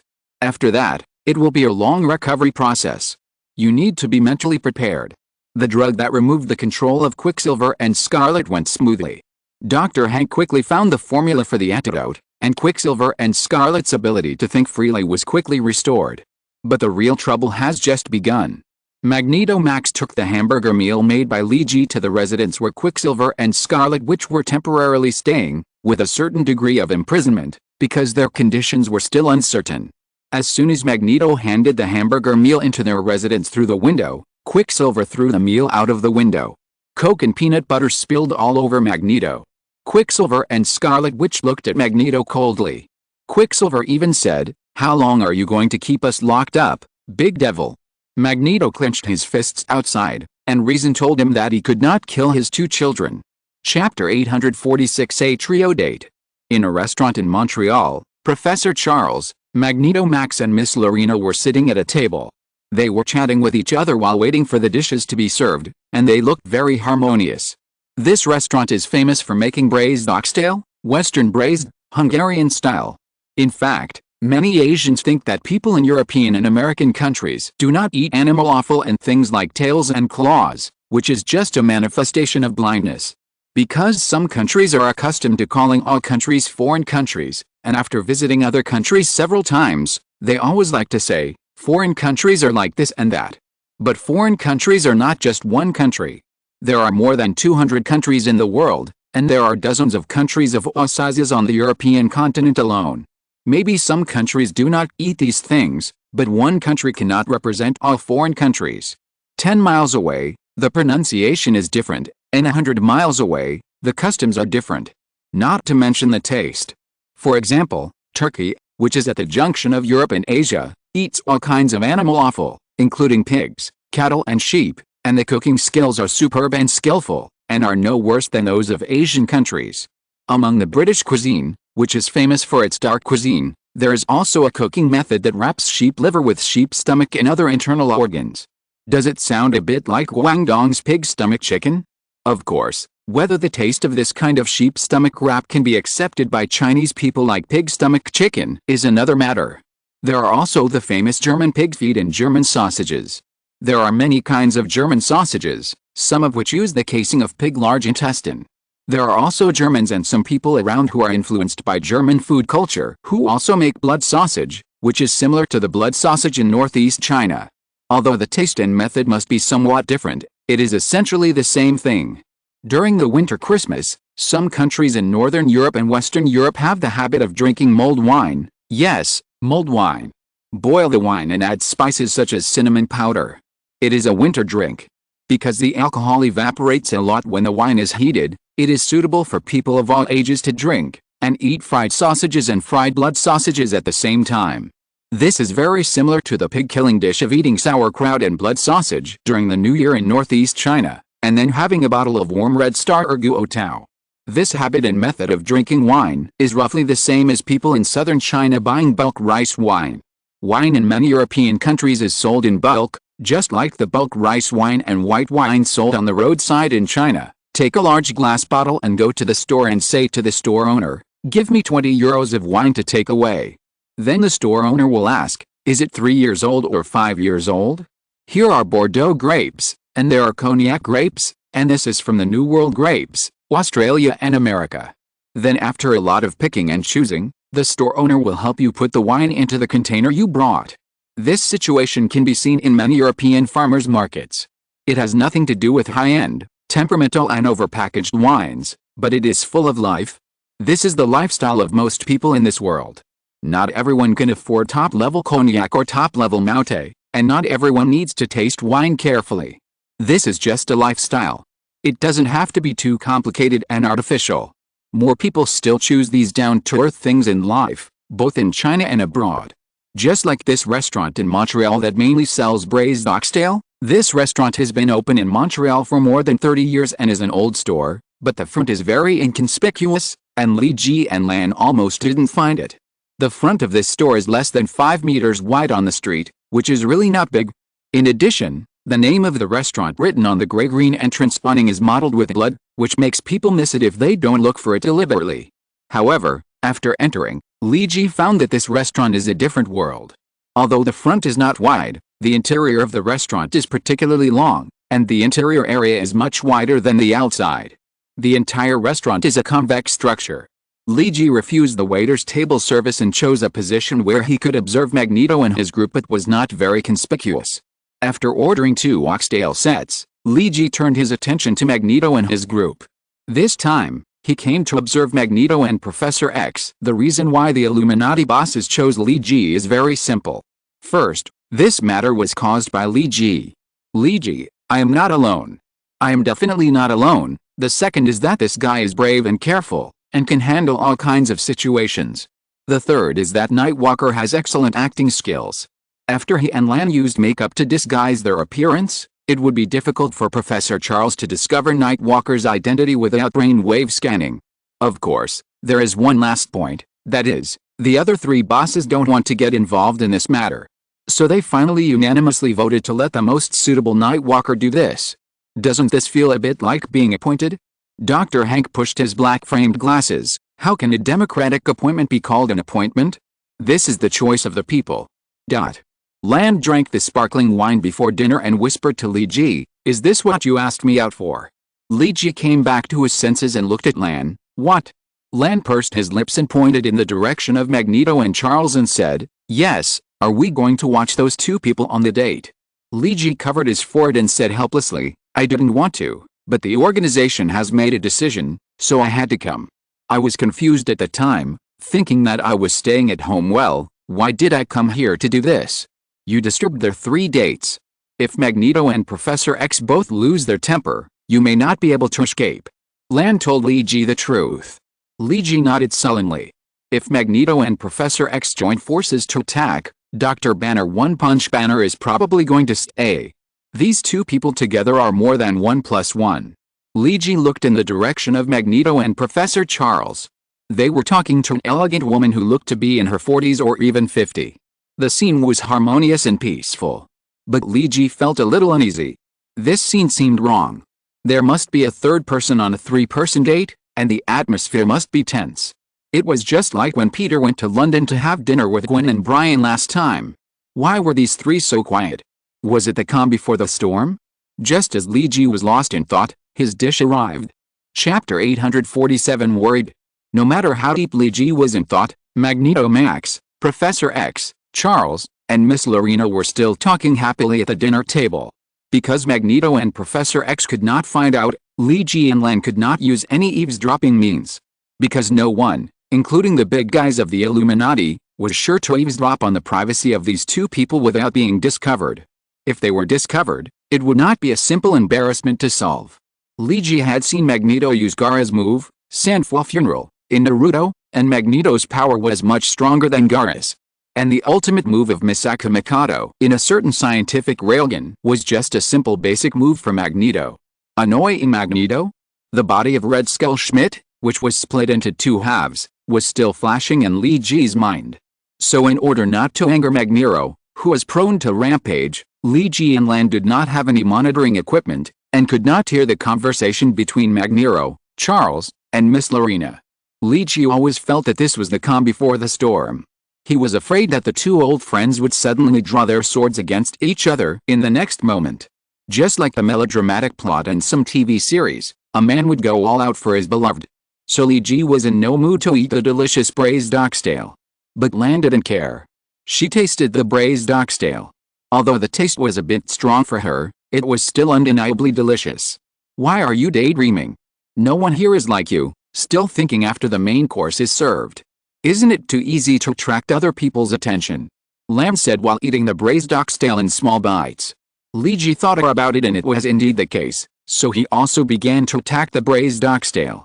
Regarding the taste of Hongman oxtail, Li Ji felt that he could write a long review of 1,000 or 2,000 words, but now he was in no mood to comment and write a long review. Because he still didn't know what Magneto and the others were talking about, Li Ji was a little worried about this. But Lam said to Li Ji with peace of mind, "Don't worry so much, what if the three of them really get along well? Maybe their relationship is not as complicated as you think. Maybe they can become good friends? Maybe everything is just your own worry." Li Ji ate a piece of oxtail and said, "I'm just afraid that they will fight later, that's all." Lan did not comment on the concerns of Li Ji and the Illuminati bosses.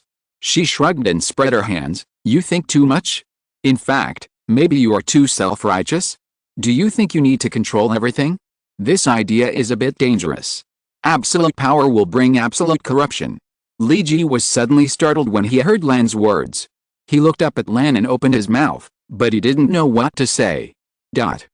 Just when Li Ji was a little surprised by what Lan said and didn't know how to respond, everything was harmonious on the side of Magneto and Professor Charles. The three of them ate oxtails and drank sparkling wine elegantly. And talked about topics that all three of them were interested in. About Elvis? "Oh, I like his music very much. And the Beatles. John Lennon's music has been throughout my life.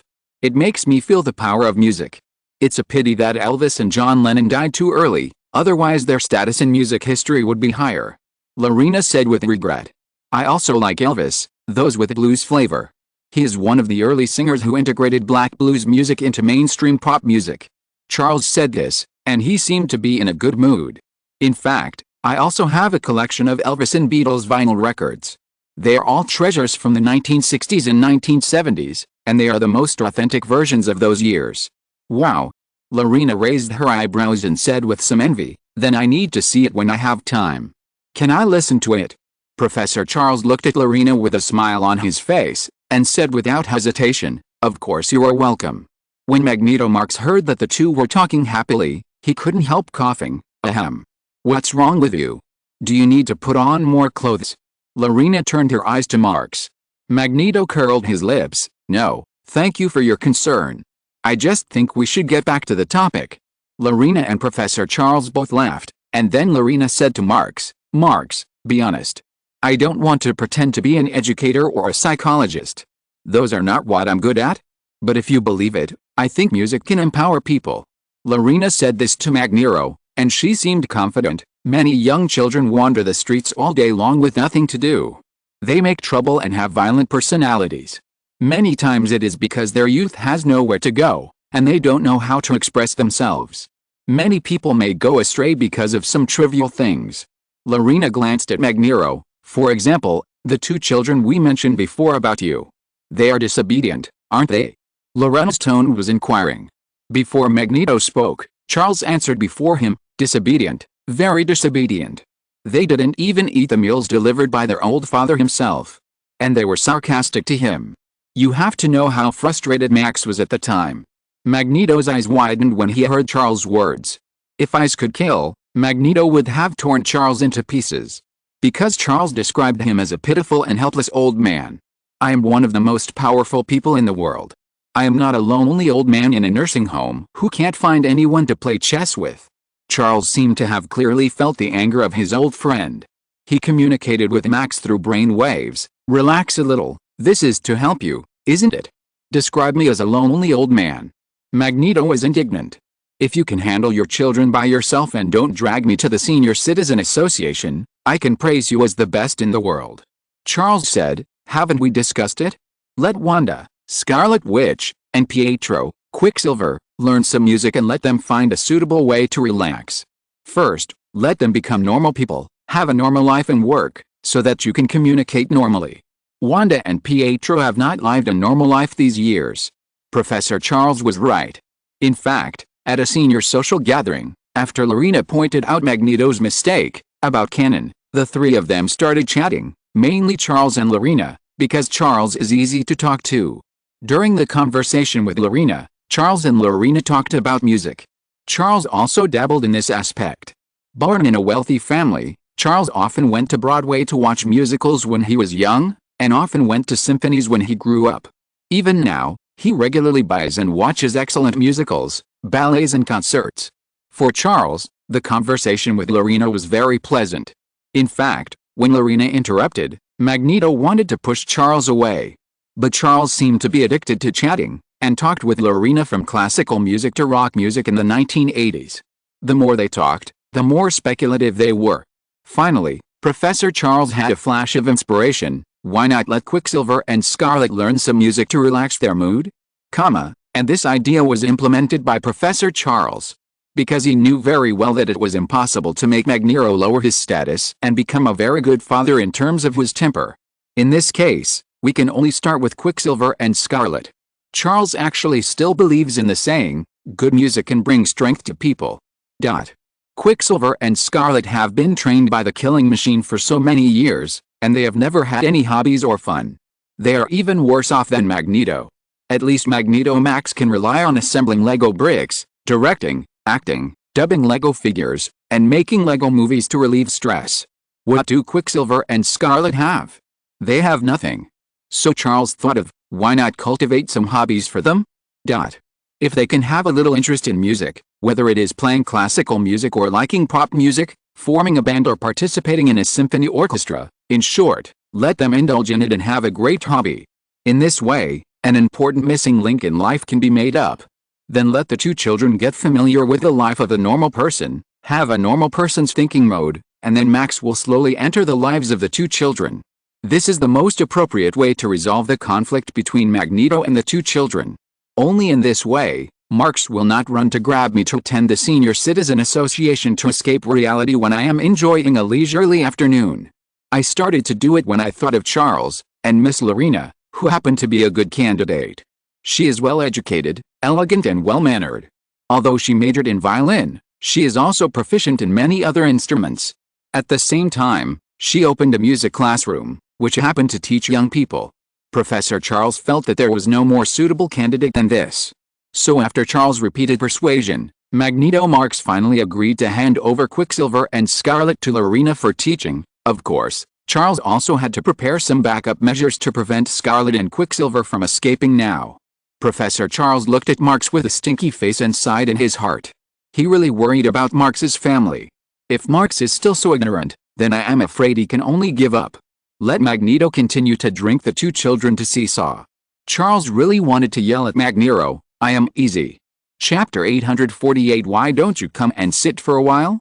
Magneto and Professor Charles were worried about Wanda, Scarlet, and Pietro, Quicksilver.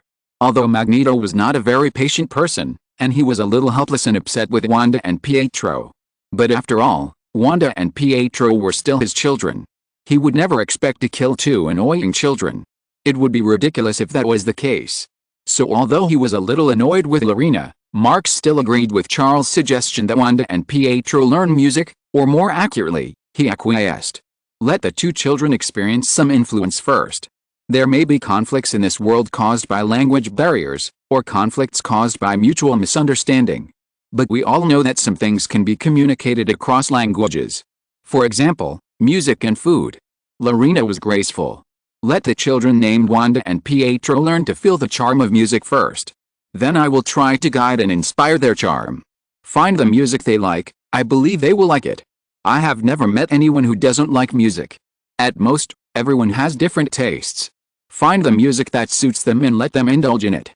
If they do well, I can even recommend it to some musicians I know. Professor Charles was overjoyed by Lorena's words. Thank you so much, Lorena. Then it's settled. You're welcome. Lorena responded to Professor Charles with a smile. The three of them talked happily. As long as Magneto didn't lose his temper, he would be in a good mood. And bursts of laughter broke out from time to time, mainly Charles and Lorena. Luigi, who was secretly observing one of the duo from a distance, secretly meowed at the three of them. Then he whispered to Lan, it seems that the light bulb is Magneto. This is the conclusion Luigi came to after repeated observations. After eating the last bite of oxtail, Lan called the waiter to come and remove the main course so that he could change to the dessert behind. Lan wiped her mouth and said, are you serious? Lan glanced at Luigi and asked, I always feel that the three of them are not as complicated as you think. I just said it, maybe you just think too much? What if they are just old friends gathering? And you interfered, then they will be really angry. Lan looked at Luigi and said seriously. Lan was originally a relatively simple girl, but because she has been with Luigi for a long time, she has improved her judgment and interpretation of people and things, and has more ideas of her own. Luigi was trapped by the words of Dr. Hank and others, because Dr. Hank swore that, between Charles and Marx, one must be a light bulb. Well, Dr. Hank has a high IQ and is known as one of the 10 smartest people in the world. And he is also an old friend of the two, so Luigi is still easy to believe his judgment. But sometimes some things just prove the old saying, bystanders see more clearly.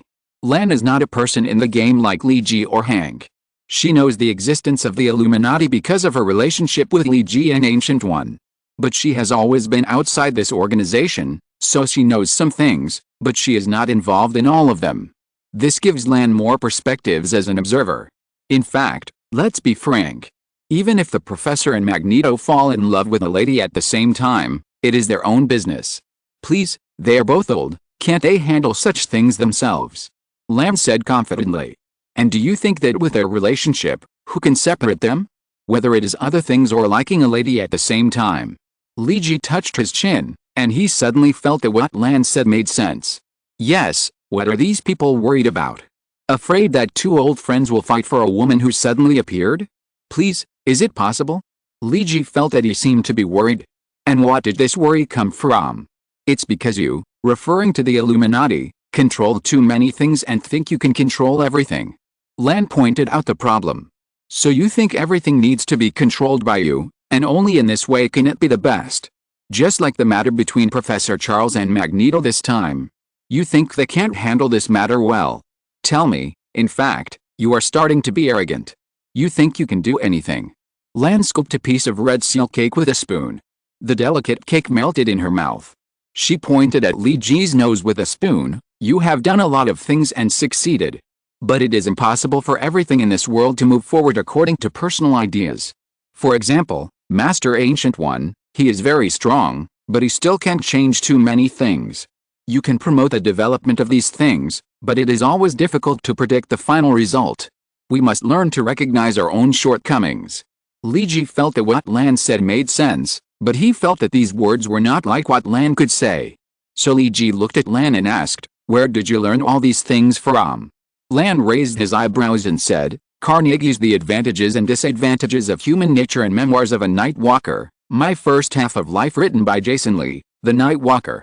Well, seriously, when will you continue writing? It's not a good habit to stop writing. As a book lover, Lan has read Luigi's masterpiece several times, and learned a lot of theoretical knowledge of the Night Walker from it. For example, Push the responsibility to the enemy before he realizes it, so that more people will hate and encourage him. Look at the problem from another angle and break away from traditional thinking. And no mistakes are their fault.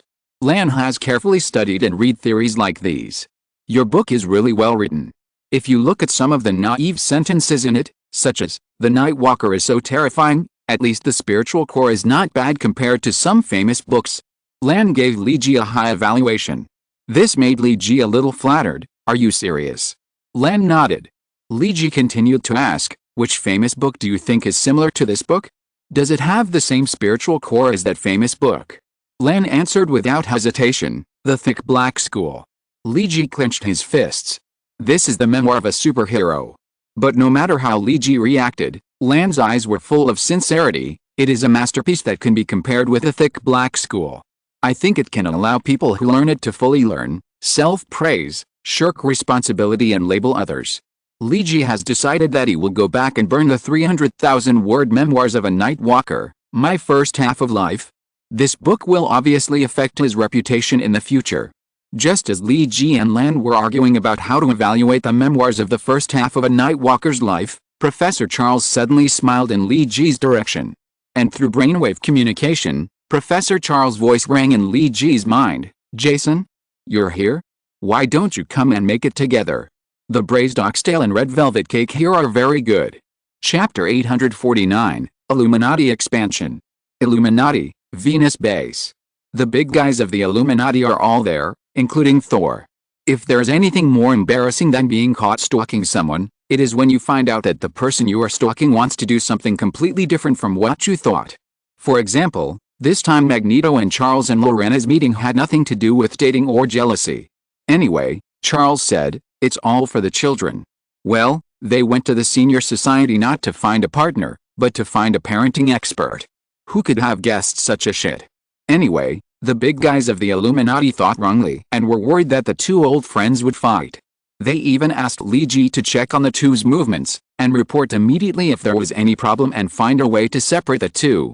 As for the fact that the Illuminati thought that the two were looking for a partner and jealousy, Magneto just glanced at everyone with the corner of his eye. The big guys were very embarrassed, and then Max snorted and walked away. Professor Charles smiled and said to Li Ji, "Thank you for paying for lunch." Li Ji was discovered when he and Lan were monitoring Charles and Max at noon, so he was a little embarrassed. In the end, he paid the bill to apologize. The other bigwigs in the Illuminati felt a little embarrassed for Professor Charles' generosity. Even though he was discovered by Professor Charles, he didn't ask anything, which made Li Ji even more embarrassed. Especially Dr. Hank. He used the hair color changing product in the X Beauty Project product line again. This time he changed his blue hair to black, and now he looks like a black-backed gorilla. Dr. Hank, the black-backed gorilla, pushed his black-framed glasses, and then said shyly in a rare way, "I'm sorry, Charles, I just thought you guys were a little too lonely recently." So, because it was Dr. Hank who revealed this matter, and Dr. Hank has been with Charles for almost half a century. In terms of friendship, Dr. Hank and Charles have a deeper relationship than Magneto and Charles. Although everyone thinks that Magneto and Charles have a better relationship, that is an illusion. Professor Charles couldn't help but hold his forehead to his old friend's explanation. "Speaking of my loneliness, I think you are even more lonely. You lock yourself in the laboratory every day and do various experiments. You haven't contacted people outside for a long time except us." Charles' tone was half blame and half worry. "I know you are always thinking about something. When Max took Raven, Mystique, away, I know you were very sad. And now the Brotherhood of Mutants has begun to develop in another direction. Raven has also begun to help Tuvalu with construction. Now we are not enemies. Maybe you should find a way to contact her, maybe she will accept you. You have missed half a century. Do you still have half a century to wait?" Professor Charles said this to Dr. Hank, and the bigwigs of the Illuminati all turned their eyes to Hank, and Hank's face turned red. "Oh my god, this is big news." Dr. Hank has always been secretly in love with Mystique, who was originally in the enemy camp. And he waited for this woman for half a century. How infatuated is this? So, I think the reason you're thinking about so much every day is that you're a little distracted. You can't keep your eyes on me and Max.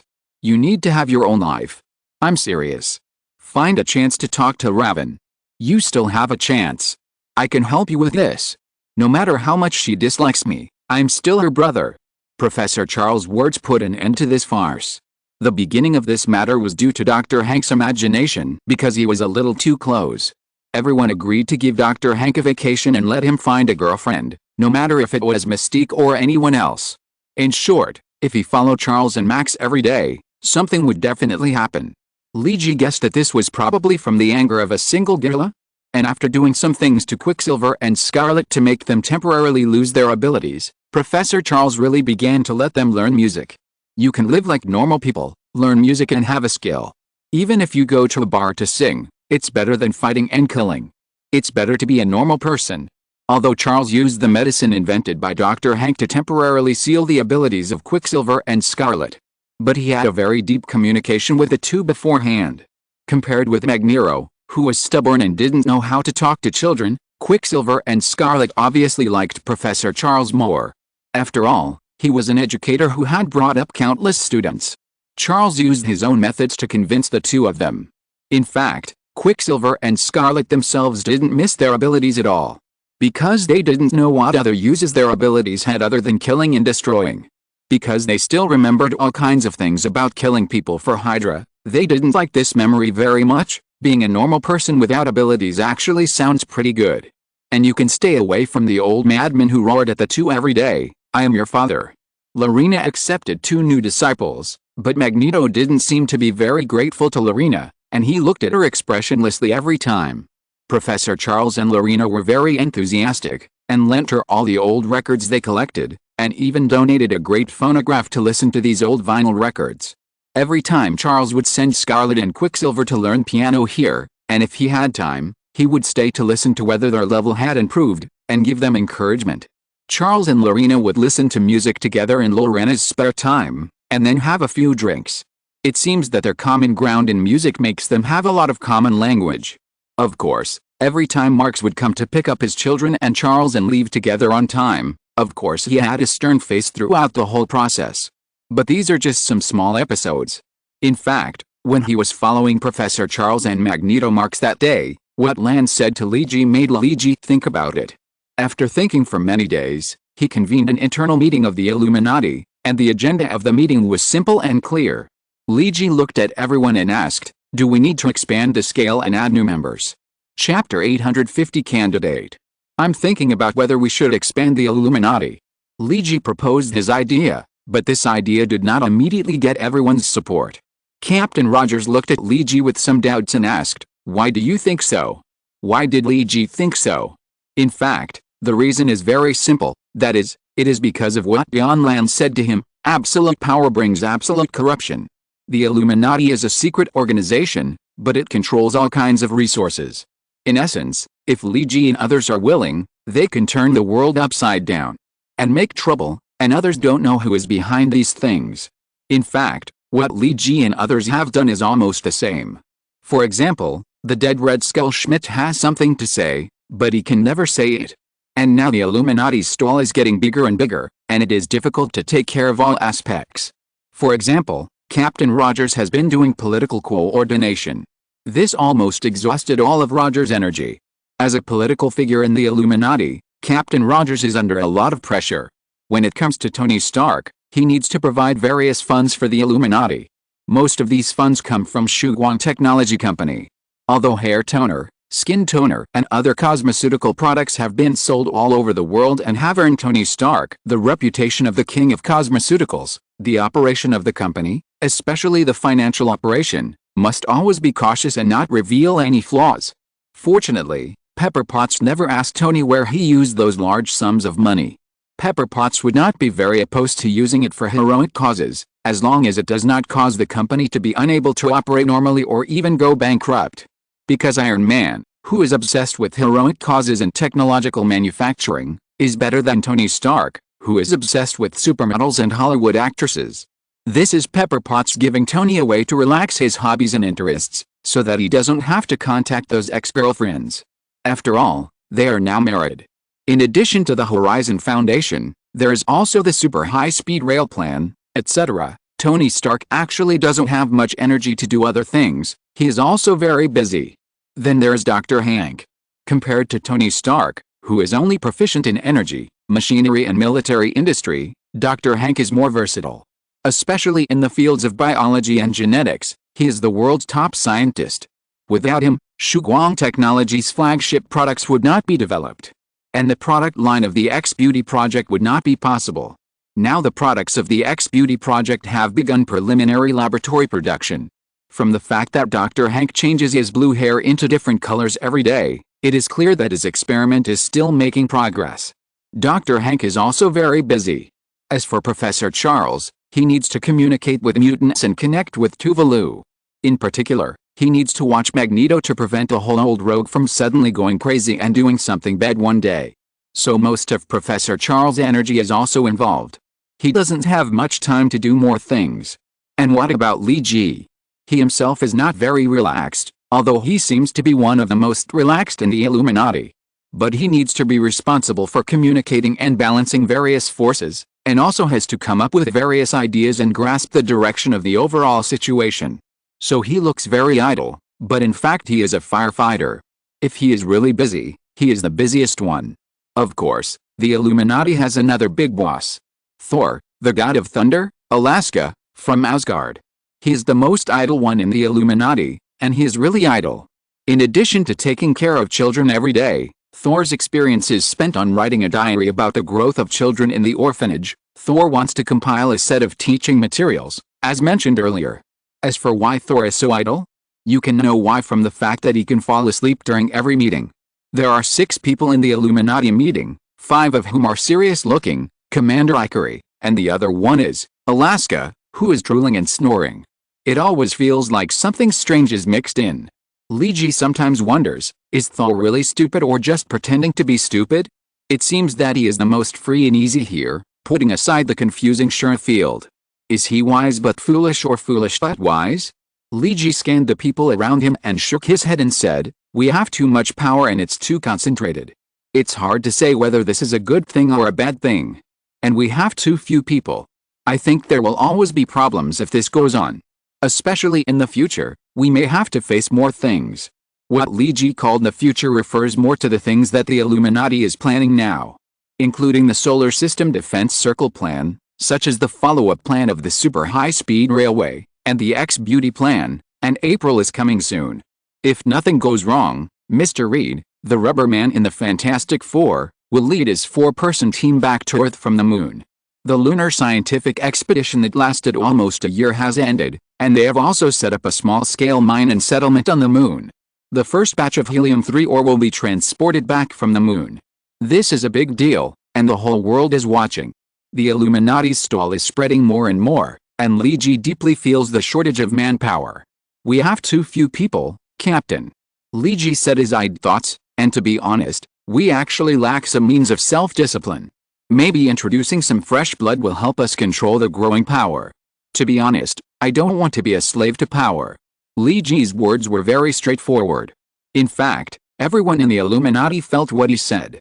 Now, in addition to the 5 big guys in Alaska, there are only 2 non-staff members in the Illuminati.